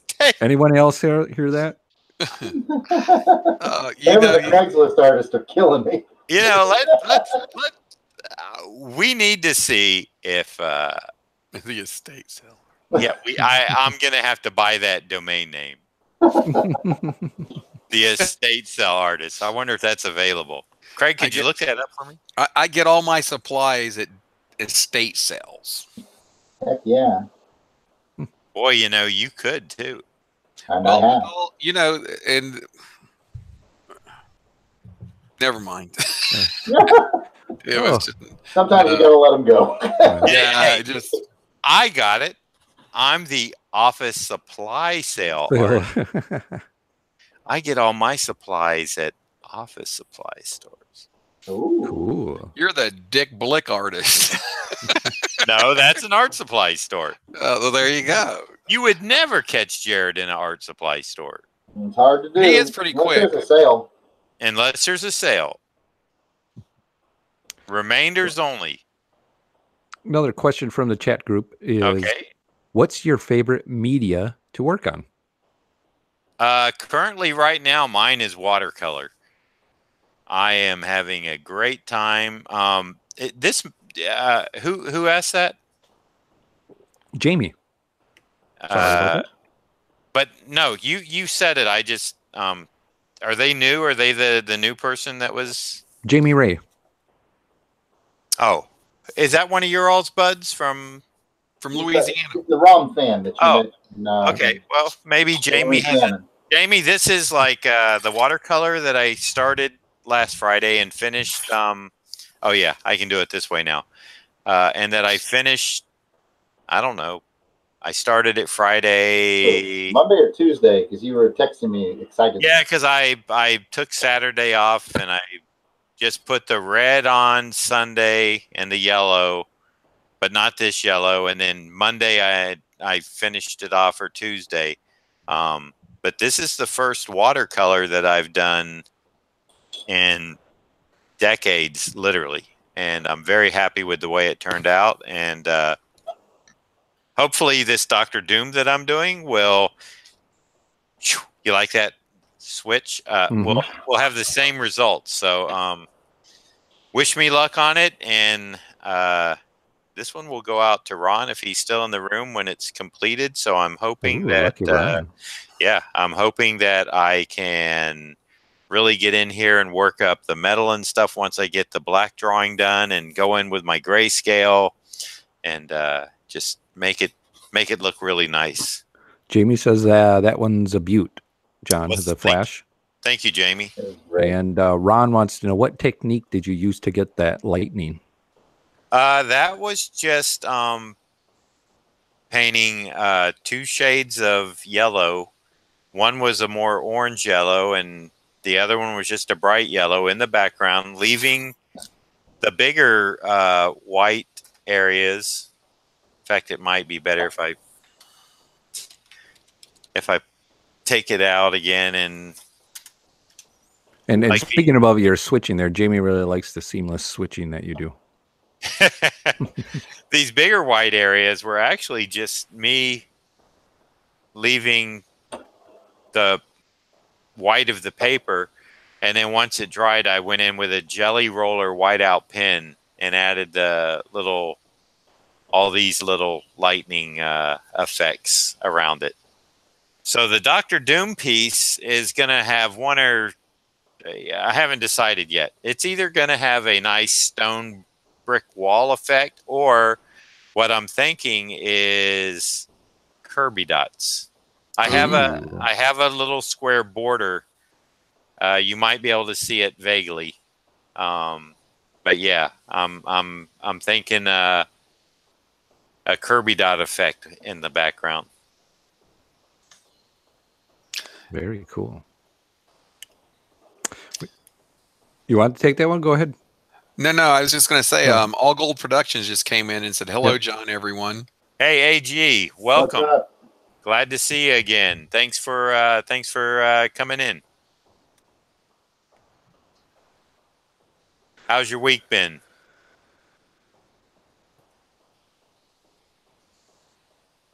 Good. Thanks for asking. It's all good. It's all good. It's been all gold. Yeah, all gold. While we're waiting for All Gold's response, if anybody out there has got a question for these guys or us, go ahead and give us put it in the chat, and we'll get it answered for you. But I'll get one started off here, if you don't mind. Okay. Sounds good. We kind of went back. So here's the question. Would you be likely to survive alone in the wilderness? 100%, No. absolutely. No. Yeah, I suppose Jarrod got that one, yeah. John? Nope.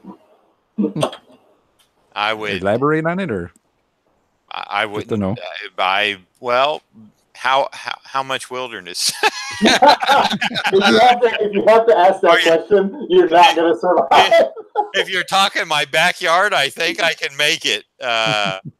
Anything beyond that, I'll be pushing up daisies. Craig? Again, it would depend on where. For a while, yeah. I don't know how. Well, yeah, we could all live off of our weight and stuff. Water would be the problem. Very good. That's one step to survival you need to know. Would you find yourself then with your artist trying to find stuff to either draw or do art-wise while you're just kind of out in the wilderness? No. John would be priority shift tremendously. Too busy crying. Yeah. No, I don't think trying to find drawing stuff would be high on my list of survival. All good production says pretty good. Thanks, John, by the way. All right, buddy. That's all we can ask for these days. Noah says that's a beautiful flash, John. I love seeing new artwork from a legend. Oh, thank you. I appreciate that very much. Like I said, that was a piece that I was not sure because I am not a person that knows how to do watercolor, and I kind of started. I don't know what made me want to pick it up again. I guess I was doing some color work, and I think it's like I told Jarrod, my Copic markers were drying up, and I had some watercolors, and I needed to do a color piece, and I just said, oh, I can at least color with watercolors, and I kind of experimented, and I liked what I was doing, and thought, maybe I should do something a little more serious. So that was why I did the flash piece as a kind of a test for myself to see, again, test the waters, try something different, get way out of my comfort zone, and just see what the results were. And I'm not going to make more out of it than it is, but Jarrod can tell you, Craig can tell you, I'm not really one to be easy on myself, and if I didn't like it, it would not be in existence right now. It would be in the trash can somewhere. I would be begging him to put it in my collection Yes. of rejected baby art. Jarrod would be saying, "Look, I'll drive down and get it," and I'll say, "Okay," I'll drive down there to pick it up. because I would not even wrap it up to mail it. Jared, we didn't get your favorite media. Oh, yard sale stuff. Actually, no joke. My favorite thing to do. I like drawing and stuff like this, but my heart is out in my paint shop. I love finding really ornate frames to put things, paintings in, like my Scrooge McDuck or my Doctor Doom painting that I did, or Cobra Commander. They look really good in super ornate frames. Or finding just You had to mention a Doctor Doom. Sorry, I thought it would help you out, but no. I painting on a mirror. I painted the Silver Surfer on a mirror where you actually paint everything but Silver Surfer, so he's still mirror. I was really happy with that. That was one of my favorites. Thank you, John. And I was inspired. Thank you. Found a piece of helicopter metal that I painted some G.I. Joe stuff on. I did an Iron Man on helicopter metal. Short answer. Things I find at yard sales, and I let the surface tell me what I'm going to paint on it. Mirror, Silver Surfer, helicopter metal, military, G.I. Joe, that kind of thing. So that's my favorite. And your stock of artwork is fairly well depleted now, isn't it? Yes, Dragon Con cleaned me out. So are you busy restocking in these winter months for next year? I already have the quote-unquote canvases, if that's what you're talking about. I have interesting things to paint on already, but I will be doing a lot of the actual painting, yes, during these winter months, so I can be ready for the con season next year.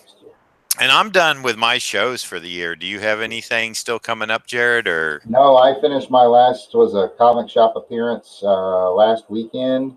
And I don't think I have anything booked until we see one another at Daytona in the spring.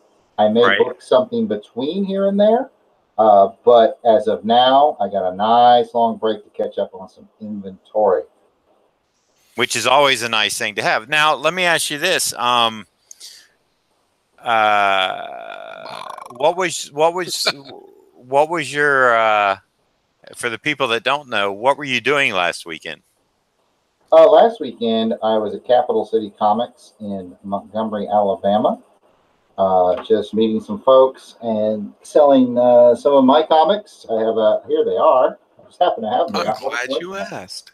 I'm so glad you asked. I'm the creator and writer of Hamilton versus Burr, a Werewolf Tale, which I was selling there, and I am the inker and cover artist on Cold Lightning. Although this is a Dean Kotz cover that I inked. I did the alternate cover, which is on the back of this one. That's me. So anyway, those are my two books that I was selling there at Capital City Comics in Montgomery, along with some other fun stuff. And you had told me when I asked you that the signing went very well. It did. I had a good time. I met some great people. Sold several copies of Hamilton versus Burr, Werewolf Tale. That was the most popular one there that weekend. So I was really pleased with that. If you feel like, if you're in our listening audience and you feel like you have to have one of those, you can go to theyardsaleartist.bigcartel.com and you can acquire one right there. John, you were talking about, both of you actually were talking about shows and that you're done for the year. I've got a local show that I'm going to be going to, not as a guest, of course, but it's a little Daytona show. You know anything about that, John? Yeah, November 4th at the Emery-Riddle ICI building. We're going to be having a one-day. It's our one-day show in Daytona. Next year in April, we started this year doing it as a two-day show.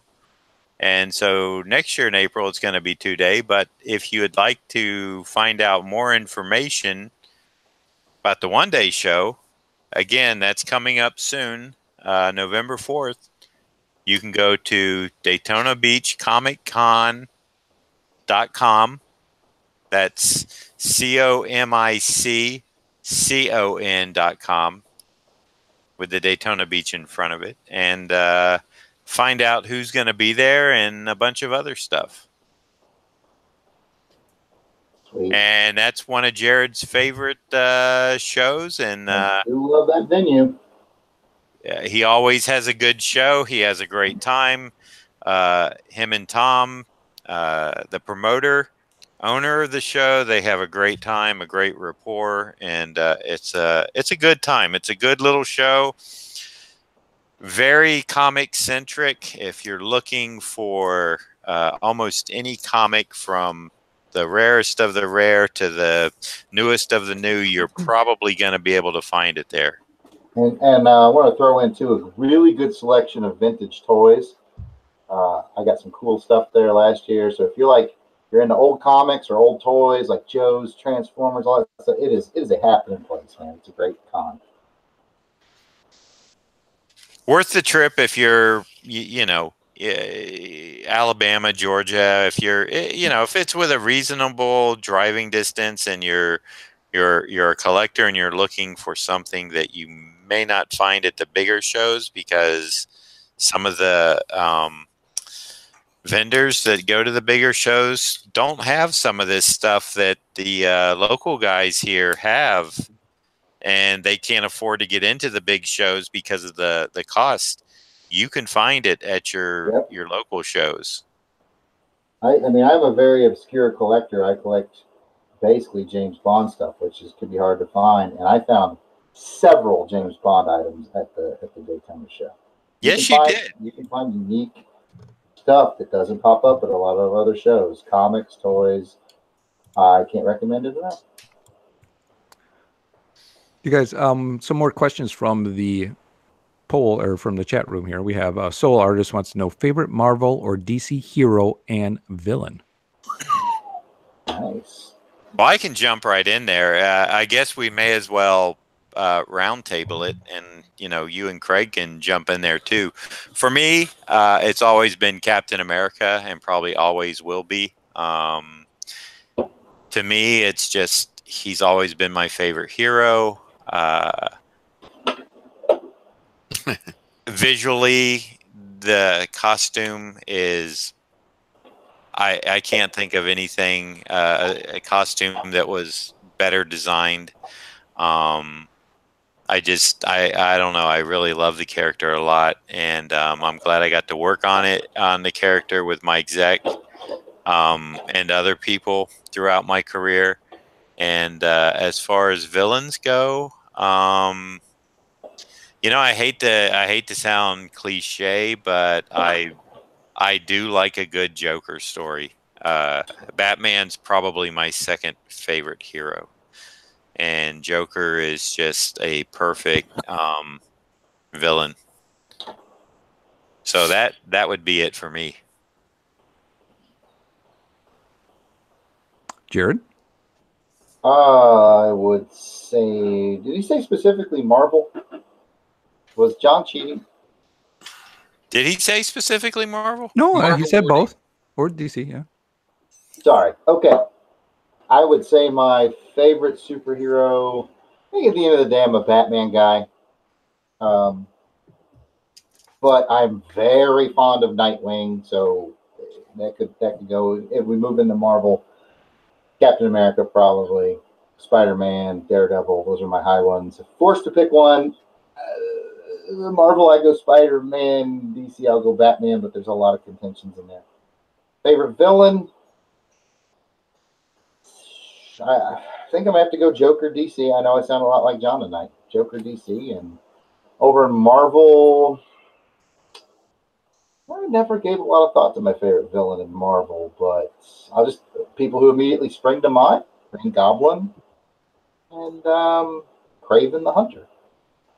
There you go. Can I touch on that a minute before you guys answer? Because I'm really trying to figure out a good Marvel villain. I think their heroes are really well done. I'm sure there's somebody I'm not thinking of, so maybe one of you guys might mention somebody that will jog my memory or Well, jog my. Go ahead. I was going to say before we answer that, I'm kind of just had a side chat with somebody who I know that really, really, really enjoys Doctor Doom. Oh yeah. And Who's I that? told them he goes by the name of Professor Allen. Did you? That's Yeah, good. You told him we were here tonight. Yeah, I told him we were doing this, seeing if Professor Nice. might join us. Nice. He may, but since we're speaking about Marvel villains, his question to you, John, is he asked me to ask this: is why is Doctor Doom so awesome? He would ask that question. Well, it's just I think it all goes back to the whole Lee and Kirby Fantastic Four, where Doom was, he was just a guy, Galactus, Doctor Doom, the whole introduction of Silver Surfer, just one of those characters that has withstood the test of time. They always seem to, have something special about them. What it is, I'm not an expert on that, but it's just visually, I think, he's an interesting character. So, yeah, I mean, I don't know what it is, but there are those villains that just from a visual standpoint, they may not be that interesting, but, they in your psyche, just the visual appearance kind of makes you, I don't want to say root for the villain, but piques your interest in them. Darth Vader effect. Yeah, exactly. They look so cool. You're just like, all right. Yeah, it's like you go along for the ride, All right, very good. Thank you. Craig, did you have? It's changed over the years, and I haven't read Marvel Comics or DC really in a lot of years, but I'm a big Nick Fury fan from the Steranko era, Shang-Chi from the Zek, and going back even to the Galassi and then Zek. And then, of course, Batman. As far as villains, I don't know. I like Kraven the Hunter. I think he's interesting.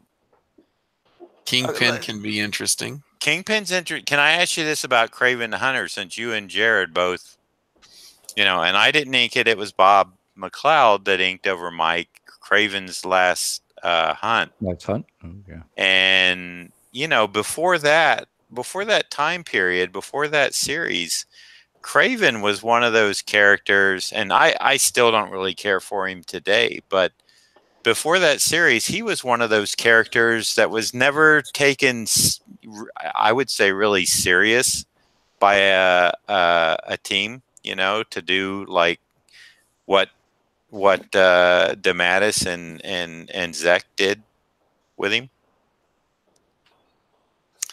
Yeah, I think that when you get a good writer and a good artist that team up, they can make those silly characters seem real or scary. I mean, think about what Miller did with like some of those characters in Daredevil. Well, you mentioned Kingpin, and that's a perfect example. Yeah. I mean, he's just, he went from just being a big heavyset guy to like a heavyset guy that had all this not only physical power, but he really, I guess, put like the crime boss type thing on him, and put that, which I'm supposing that we'll see a little bit more with Daredevil season 3 up, but it's just the mention of his name now. Yeah. And that's really cool when you just mention someone's name and people are like, afraid of that. Mm-hmm. Didn't mean to step on your answer there, Mr. Zablo. No. You know, Punisher, like Punisher and Wolverine were two that came to mind too, and they were really cool until they became oversaturated. Right. You know, and then you had Punisher, and he was a substitute school teacher, and Punisher hanging around in a minivan with Gadget or Microchip or whatever his name was, and then Wolverine was come on, Wolverine, 5'2", looks like Wolverine, and he puts a patch on, and all of a sudden nobody knows, hey, that's Wolverine. But that's who that was. You know, though, I'm interested. Open it up to any comics character, because, like, my favorite, if you said who's your favorite comics character, it's probably Marv from Sin City. Oh yeah, okay, yeah, I see that. I've often said that I think Sin City might be one of the best comic book movies ever made. Yeah, I couldn't argue that. What about you guys? Other comic characters that you really like? Gru the Wanderer. I really do. I really do like Gru the Wanderer a lot. I'm huge on Booster Gold. Love Booster and Blue Beetle. You are huge on Booster Gold. You like those like second and third tier characters. I do. They're sort of like separate the true fans from the poseurs. They're like the yard sale characters. There you go. Yeah. Well, I'll tell you this much. I really started taking notice of Daredevil when Frank Miller started doing him, and before that, I really had no interest. And I lent Craig like about the first 5 or 6 issues that Miller had done, and said, "You need to read these," and he was hooked after that. No. And Daredevil was not an A-list character before Miller got a hold of him. I've always liked Daredevil. I think he's a really cool concept. Oh, it is, but nobody really was handling the book correctly that I could see. Some comments from Solo Artist. This says his favorite is Hyperion. Squadron Supreme. Venom. Okay. Ghost Rider. Oh, great look. Yep. Deadpool. Yeah. Deadpool gets my oversaturation award, like Craig was talking about. Batman and the Joker. I still, Ghost Rider, I could get on board with that. Every time they bring him back, I think this is going to be great, and somewhere it runs off the rails. And I don't know why that is. It seems like it would be, I don't know, a fairly easy thing to do a decent book. And maybe there has been. Maybe I've just missed it. But I would think if it was, that easy, it would be, something that would be out there and still being published. And it could be, for all I know, but I don't know. So I just better be quiet right now and quit while I'm ahead. Get it? Anger says, or Jamie says, Angar, the Screamer, is the best villain ever. I don't think I'll take your word for that. I don't think I've heard of that one. Like Kite Man. Yeah. Kite Man. Great Batman villain, Kite Man. Kite Man, yep. What did All Gold say? All Gold says that I always like the design of Deathlock. I agree with that. I like Deathlock too. Yes, I had a little bit of work on Deathlock with Mike Zeck on our Captain America run, and great character, but boy, I tell you, it's a lot of work working on. He's very detailed. Yes, a lot of different textures and stuff going on in him. I feel like with all this Daredevil talk, I should probably show the piece I did day before yesterday. I love that piece you did. There we go. Enjoy, everyone. I love that. That's the dog with no fear. That is great. Go ahead and show that again.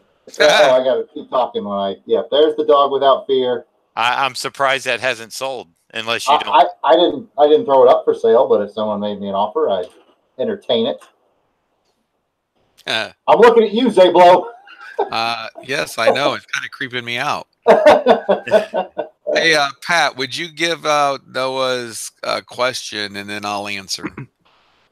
Okay. Noah wants to know who is Noah's favorite. Who is Noah's favorite Craig? Say his name. That would be Zablo.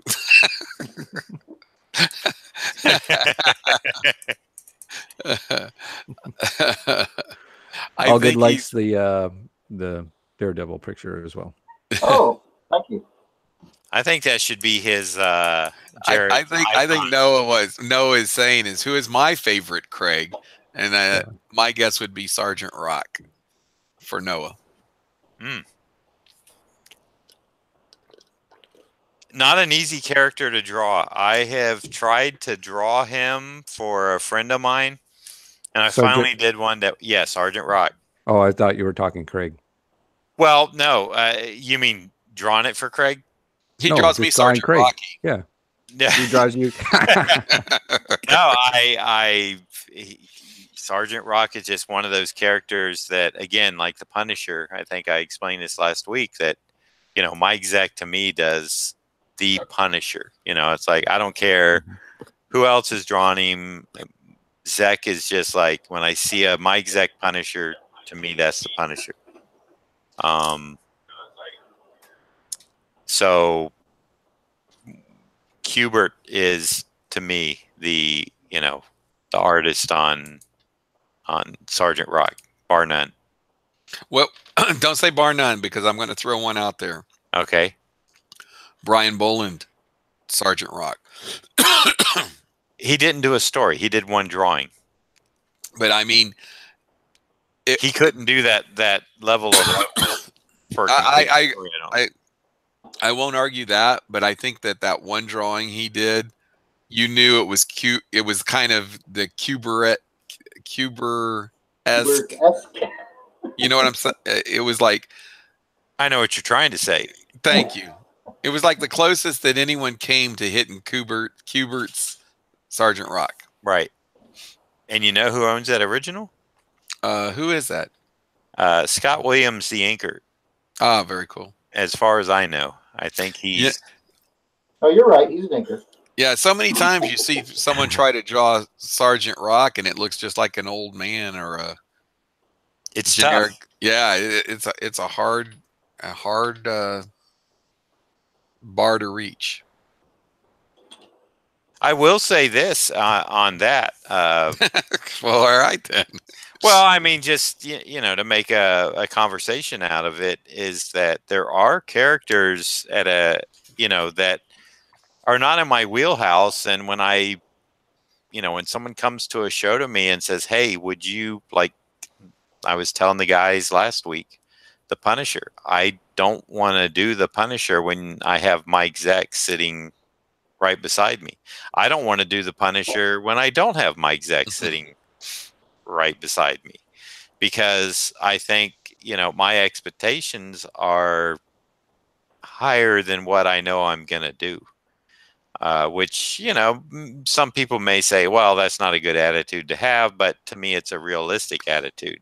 And that's always seemed a little strange to me, because like you have inked Mike Zeck's Punisher hundreds of times, so you would think that it wouldn't be that difficult for you to. Yes, you would think.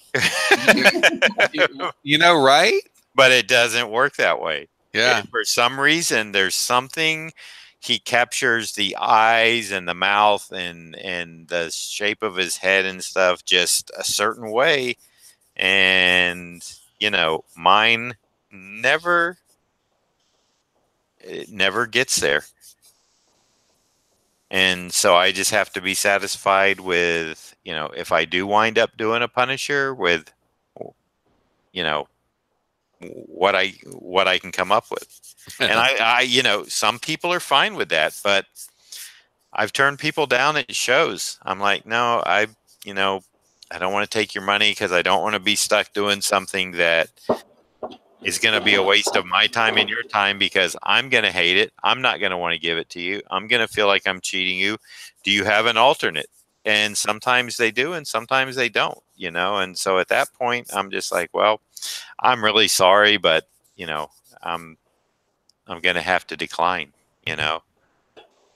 You And pass with yeah, I mean, you know, it's never turned into a thing of like, you know, me being a jerk or anything. I explain it to them just like I do, you know, with you guys. Just like I said, I'm just like, I'm not comfortable doing it. Here's why. You know, if you want somebody else, you know, uh, and some people do say, well, who do you like to do? You know, and of course I'll say, well, Captain America, Batman.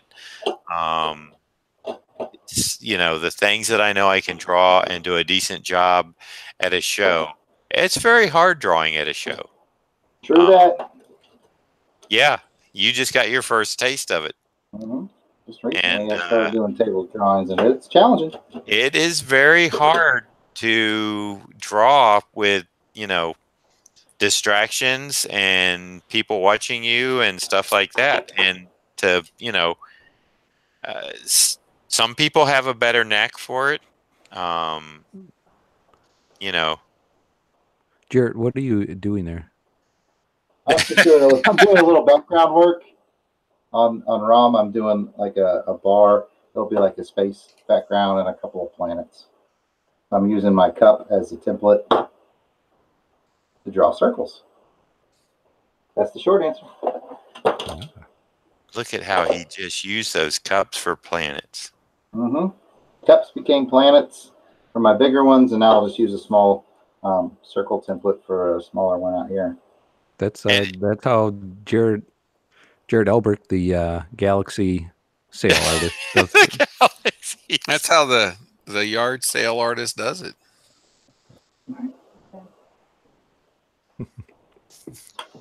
Well, I have my initial ink drawing. You know, just this is the way the Flash started out, with a simple black and white linear ink drawing. Now he's a little more mechanical.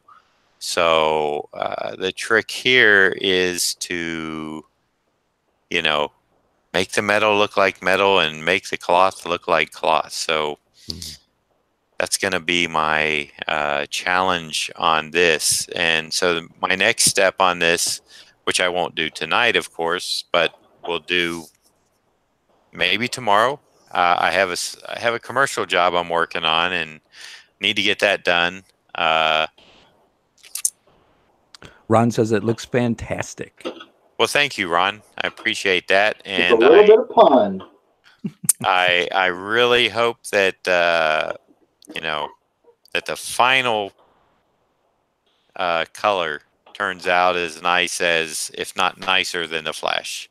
So hang in there with me, and you know, one thing about me is if I don't get it right the first time, you'll probably see a second version. Or a third, or a fourth. Fourth, yes. Fifth. It can happen. Trust me, folks. And Jarrod, that's looking quite nice. Thank you, sir. Thank you. And are you going to go black in the background and add some stars, or Dark blue. I'm on the hunt for my big dark blue marker right now. or what are the color of the planets going to be? Are you going to do those first? Maybe. Haven't decided. Are they going to be like a solid color with banding around them or anything? Pretty much, yeah. I usually like to do like a green planet with some purple highlights or so on and so forth. So yeah, it'll be like that. Yes, indeed. If I could just find this dark blue marker I'm looking for, I'd be off to the races. It's over to your right. Oh, there it is. I was just going to say your left. You know what? Since I can't find the one, I might have to cheat and go into my nicer. Oh, look at all those colors. Hey, that's not yard sale quality. This was a gift, sir. It was not yard sale quality, but it was a gift to me from my lovely wife. Someone thinks you're special. I hope it's Pat Sampson. Oh. I am. So How Craig, long? I was just going to ask Craig if he's enjoying the stream tonight. Oh, of course. You enjoy doing this, don't you? Once in a while, it is a lot of fun. The Saturdays on Ustream were you know, those were some fun days. They were. The head sketch Saturdays. Hopefully in the future we can bring that back. That would be nice. Maybe towards the end of the year when we get some time after Stallone Black Friday? I was going to say probably before. You know, that's the Stallone Black Friday is a long ways off. Be here before you know it. It's less than a month away. Yeah, I know. But that's still... Or maybe a month away. Yeah.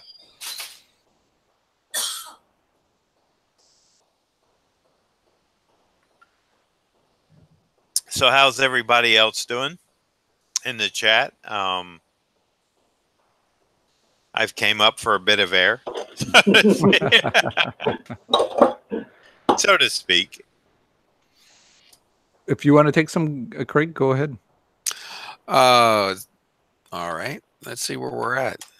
And then if anybody has any questions out there, we 8 watchers right now, so go ahead and join us in the chat room and get your question answered. Ron asked, how about Mysterio as a villain in Old Man Logan, causing Wolverine to have hallucinations that he's being attacked by villains, but actually killed all of the X-Men?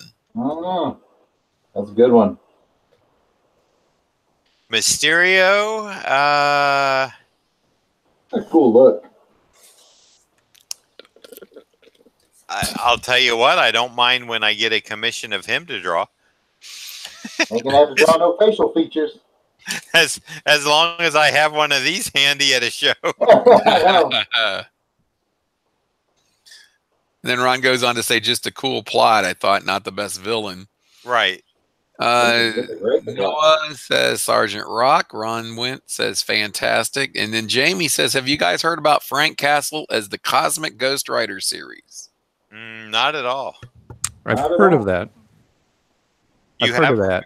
Yeah, I heard of it, but I haven't really looked into it at all. But it sounds very interesting.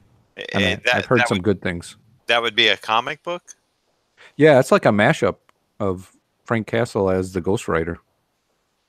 Well, see, that's where I felt they kind of took things too far when they did, like, what was it? Frankenstein is the Punisher.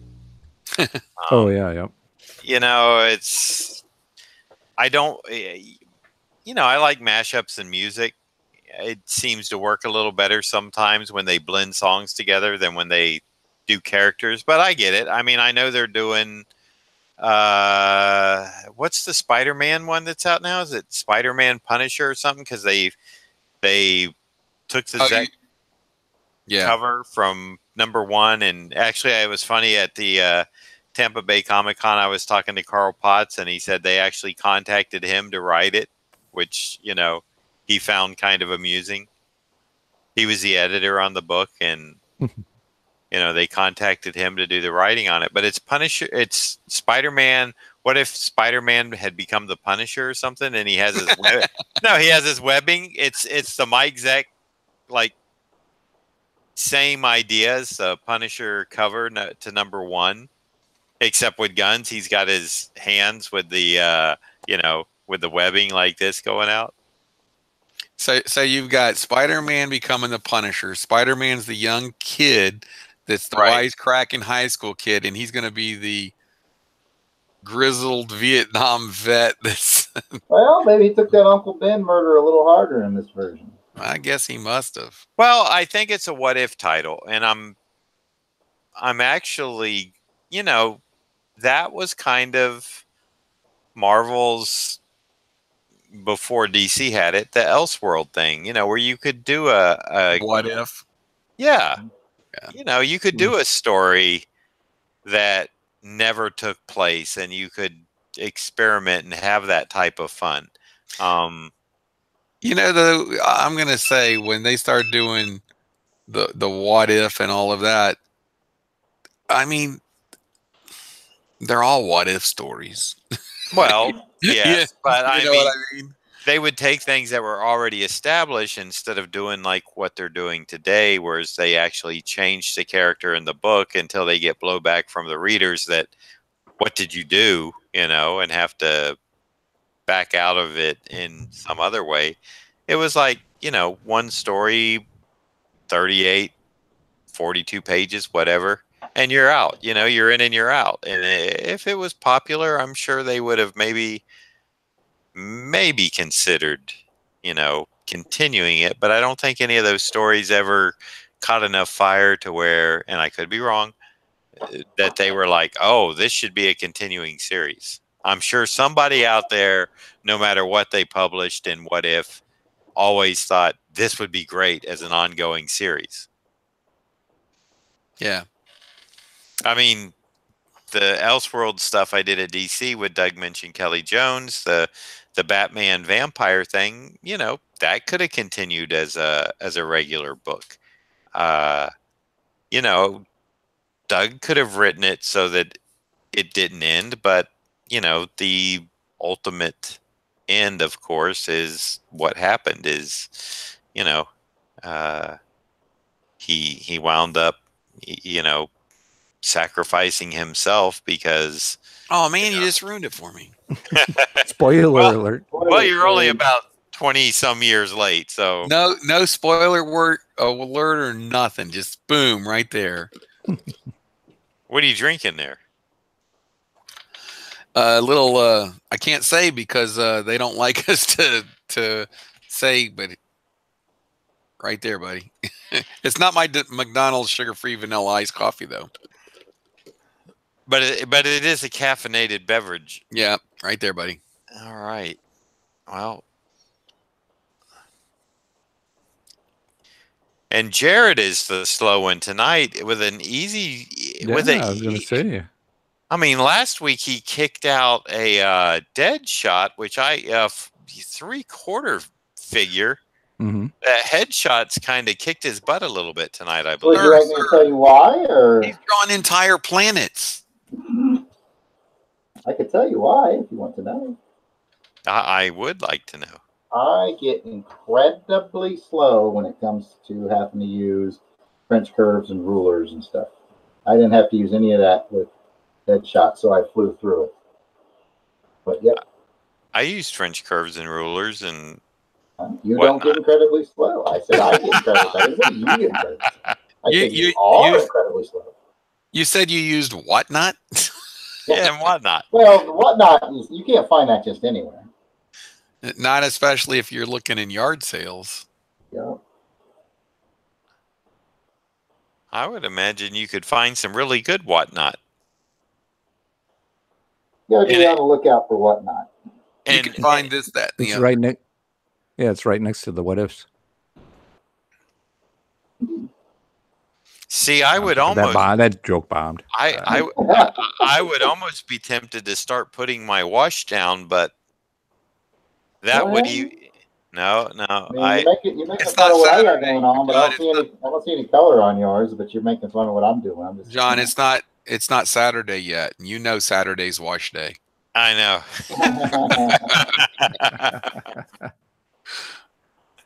Oh, the bad puns are just flying, aren't they? There's no such thing as a bad pun. Are you sure about that? Well, maybe. I think I've heard a few tonight. That's my kind of guy. Jamie says that Rom deserves the extra time and attention. Thank you, Jamie.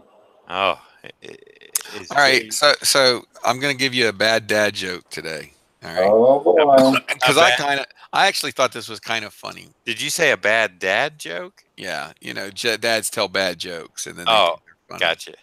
All right. So, how does Harry Potter go down a hill? How does Harry Potter go down a hill? Now you see, I didn't read the books and I didn't see the movies, and I don't know anything about Harry Potter, so You're disqualified from this joke. Well, I haven't seen any of the movies and never read the books either, and I found the joke humorous. So hang in there. Okay, but I mean, I'm assuming that the answer has something to do with that Hogswaddle or something like that. Wherever. Hogswaddle. You got it. I'm afraid you saying hogswaddle is going to get a bigger laugh than my punchline. Hogswaddle. Hogswaddle. You know All what right. I'm saying. All right, here we go. We're going to try it again. How does Harry Potter go down a hill? The answer is walking. JK, rolling. And you see what you did there. Yes, sir. Without the internet, without the shorthand with JK for just kidding. Right. You know, that joke 30 years ago, if those books came out, I don't think that joke would exist. it would not exist. That's true. Although those books have been out quite a while, haven't they? Hey, Jamie Ray says Rom deserves the extra time and attention. He's right. Twice. Yes, Pat just already said that about 10 minutes ago. Thanks for I'm giving you the extra time and attention. Speaking of you just wanted to underline it and emphasize it again. I wanted to give it the extra time and attention it so richly deserves. I still think that you guys should have planned this better so we could have done a rom-com. Maybe next time.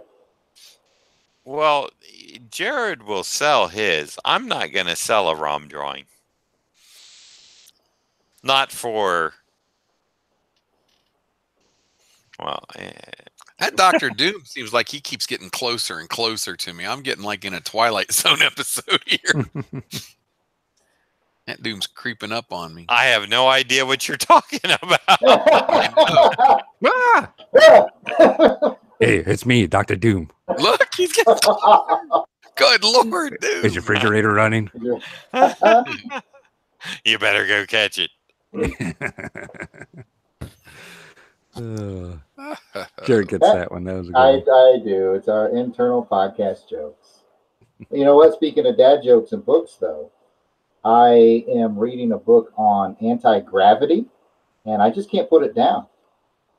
Hang on, I've got one more. I've started reading in Braille, and I'm reading a horror novel, and something bad's going to happen. I can just feel it. Oh. You know what's interesting is your joke on gravity. Jacob and they just were taught something in school about, you know, gravity makes stuff stick to the earth.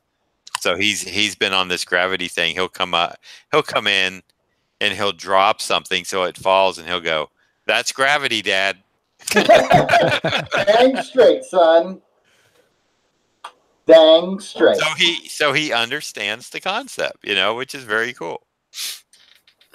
You're going places, kid. Oh yeah. All right, who'd win in a battle? Hyperion, Ghost Rider, Deadpool, Daredevil, Iron Man, Superior versus Joker, Bane, Two-Face, Doomsday, Venom. Either Hyperion or Doomsday. See, those but they're on the opposite team. Those kinds of questions, though, they're unanswerable. I've always said this. Yes, they are. It depends on who's writing. Oh, they just want your opinion. Just give your opinion. It would depend on who's writing. Let's say you can take the weakest character against the strongest character, and depending on who's writing. Let's say you're writing.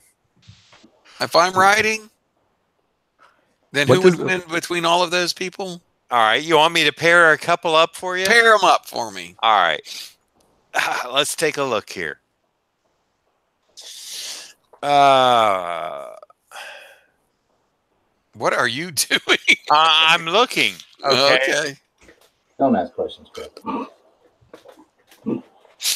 Daredevil versus Venom. Daredevil. Venom. Okay. Let's see. I just said that to be contrary. I actually think it's Daredevil. Iron Man versus Doomsday. Iron Man. Doomsday's basically as strong as the Hulk, man. He ain't doing no doom. Although he's the Hulkbuster armor. Although Banner wears that, right? Been known to. I wear the Hulkbuster Buster. You are the Hulkbuster. Listen, Buster. Yeah. Hog swaddle. Those pesky wizard kids and their hog swaddles. That's What is the BOF? I'm not familiar with that term. Bust out. I don't know what you're looking at. I was looking at Nathan. It stands for Beatty over fandom. Hyper Potato. Baby over fandom. All right. Beatty over fandom. I think I brought this ROM in for a landing. Now Ronald is right. Well, taking a look at it, I won't say crash landing. Thanks, Venom That's a nice little sketch you got going on there, sir. Thank you, sir. Venom symbiotes take over everyone. Team Venom wins. And that's exactly right. That would be like the Venomverse. That's a nice picture you got there, Jarrod. Thank you. I'd like to put that in my hog swaddle. Well, it's not for everyday hog swaddle use. Be careful, Pat, when you call drawing a picture. That's one of Beatty's pet peeves. One of his many.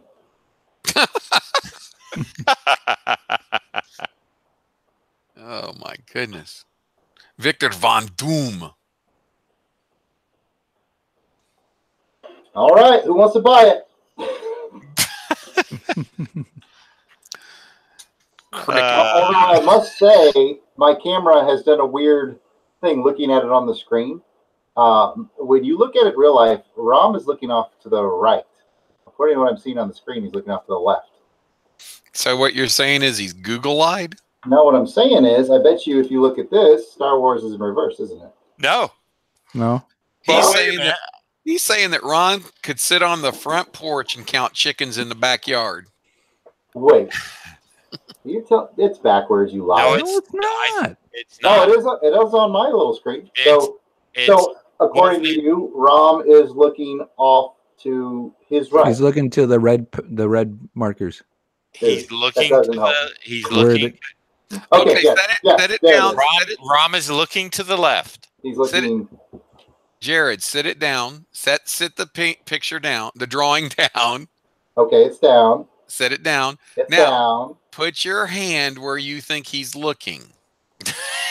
And then talk. I don't see your hand. Well, that's unfortunate because it's in the picture. You're right, Jarrod. You're right. Thanks, Pat. No, you're right. Dang it! You know what? I don't care anymore. Who wants to buy this ROM? The crowd is rushing us. Hey, I see Jarrod's both of his hands. Oh my goodness! Oh my goodness! No, Jarrod, everything is reading correctly. That's weird. On my end, it's mirror. Well, then that's fine because Jarrod, when you put the same thing. When you put your hands up there, it makes me think that you work double size. Did you actually do that on like Silver Age paper? Silver hand. A joke I'm doing just for Pat. Jarrod comes from Bizarro world, so. Like I said, Jarrod, my camera is literally upside down, but now I realize that it shows my drawing like, like if somebody was working on it besides me to the viewer. I see. Well, it's all good. How much are you going to pay me for this here ROM there, Craig Zablo? You will have to pay me and I'll take it. Oh, that's hurtful. You know what you should have said? You should have said that Stallone is actually in there. Well, that was implied. I thought you knew that going in. That's Stallone inside there. Yeah, well, there you go. Can't you tell by the lips? Look at it. Look at the determination. Look He's at ready to Jarrod go. picking up all his French curls. French curls. Yeah. But that's that new exercise you started, right, Jarrod? That's right. No, that's that doo-wop hairstyle he's got going on. He's got got some French curls. Don't you be jealous of my coif of gorgeous hair. What is that blue thing on your table? Blue thing here, right over here. Yeah. Just some tape. Oh, okay. Sometimes when I don't want it to move around, especially when I'm on the board, I tape it down. Can I borrow a buck? Yep. What kind of animal, Yeah, what kind of hairy creature do you have that keeps running across the table? It's There it is. There it is. He's playing 3-card Monty. Me and Pat have been playing cards this whole time. Look at him. He's playing liar's poker with himself. And he's losing. I'm not winning. Yeah, that's the worst part. Boys, I think we got a wrap here. All right. Well, I've enjoyed the time with you all. Well, I've enjoyed it myself. I've enjoyed it with about 66% of you guys. Glad you all could show up, and glad that the audience, more importantly, could show up and keep us company and keep us entertained, and hopefully we entertain them. Well, as Jarrod always says, they show up, he shows out. Dang straight, I guess. Exactly. All right, fellas, I'm cutting out. All right, Mr. Zablo, thanks for gracing us with your... Oh, he did cut out. No, I'm here. No. Oh, well, you were talking, but nothing was... Look, he's already going to tweet it. That's Jarrod.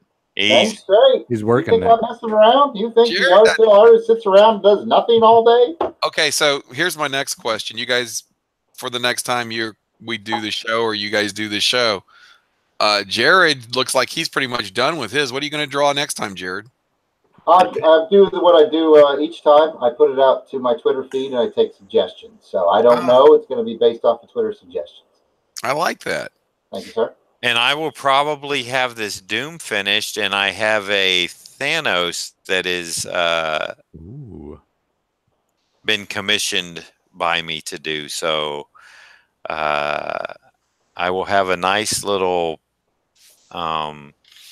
stack of these watercolor portraits to put in my portfolio online to try to perhaps have other people, show some interest in them. And if not, what I'm going to do is I enjoy doing them. So I'm going to just do the ones I like, and I will either have them online for sale or I'll have them at shows next year for sale. It's always nice to have a portfolio of art that you can, take to.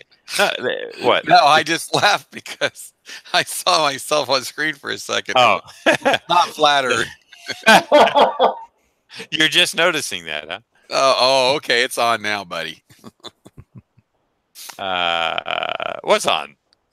The heavy hitters. Look at that. Look at Jarrod lining them up. I would agree. A portfolio is a good thing to have. Yes. The only bad thing is when you get back-to-back shows, when you don't have time to do it. You have a good show or two, and you sell out of the 5 to 10 that you have done, and you don't have any more, and you don't have time to do them. So that's why I'm taking this time to learn a watercolor technique and to implement it so that I don't know if I'll ever be able to do these at shows because they're a little bit involved. But, never say never. Right, Bond guys? Never say never Again. Jamie wants to say that it's really awesome to see you guys creating such beautiful art from a blank page. Well, thank you, Jamie. Ron says, great show. Thank you, Ron. Appreciate it very much.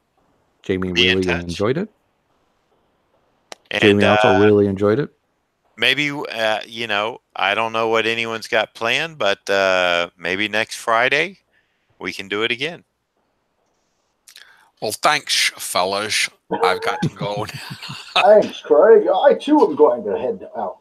Yep. I think instead of like we did last week where we just milled around, I think I will just, if we all want to do a quick plug for our sites or social media? Pat, you want to start? Sure, I can start us out. Well, if you enjoyed my smooth, delicate voice there, I'm gonna drop an octave. Hey guys, how you doing out there, ladies? No, I'm just kidding. If you'd like to hear some more of me and Jarrod talk, you can come and listen to us on the Longbox Crusade podcast. That can be found on Twitter at the Longbox Crusade, or on Facebook as well at Longbox Crusade as well too. We do some podcasting about comic books. We have some back and forth fun banter. We also do a podcast on Her Majesty's Secret Podcast about the James Bond, as we're going through all 24 current movies, one at a time, with our other co-host, Jason, Jarrod's brother, and Delvin Williams. And I will put the information in the description below this so that if anybody, wants quick links to it, it will be there. And I'll do that for everybody else, of course, too. Thank you. I really appreciate you having me back on, John. It's been a great no problem. time. Nice to meet you, Craig, and host with you. Nice meeting you, Pat. And if anyone's interested in Sylvester Stallone, they want to check out StalloneZone.com, the longest running fan site for Sylvester, probably for just about anyone. Probably anybody. Just about anyone.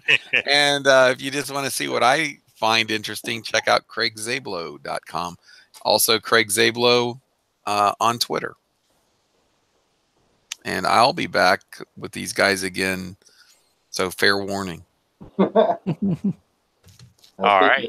Speaking of fair warnings, you can find me on Twitter, Facebook, or Instagram at Yard Sale Artist. And if you're interested in my comic books and other published works, you can head over to theyardsaleartist.bigcartel.com. I love the hand gesture. Yeah, you gotta go smooth. What about you, John? All right. You can find me online at johnbeattyart.com. Social media is mostly John Beatty Art, except for Instagram, which is just John Beatty.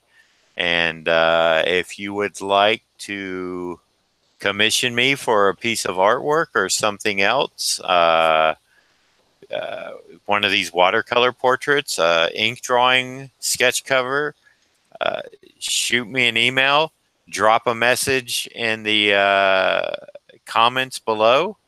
I'll reach out, and I'd like to get some more interaction going in the comments. So if you did enjoy it, please feel free to, like I said, leave a comment, hit the like button. I see some of you have already done that, and I appreciate that. And spread the word. We are slowly going to grow this channel. I know it's not going to happen overnight, but that's okay, because good things come to those who wait, as I've been told. So I appreciate everybody stopping in. I appreciate all my co-hosts and people that helped out tonight. And hopefully, at least I'll be back next week. They all may be back Friday, but maybe I'll see you over the weekend as I'm watercoloring this Dr. Doom. So we'll see about that.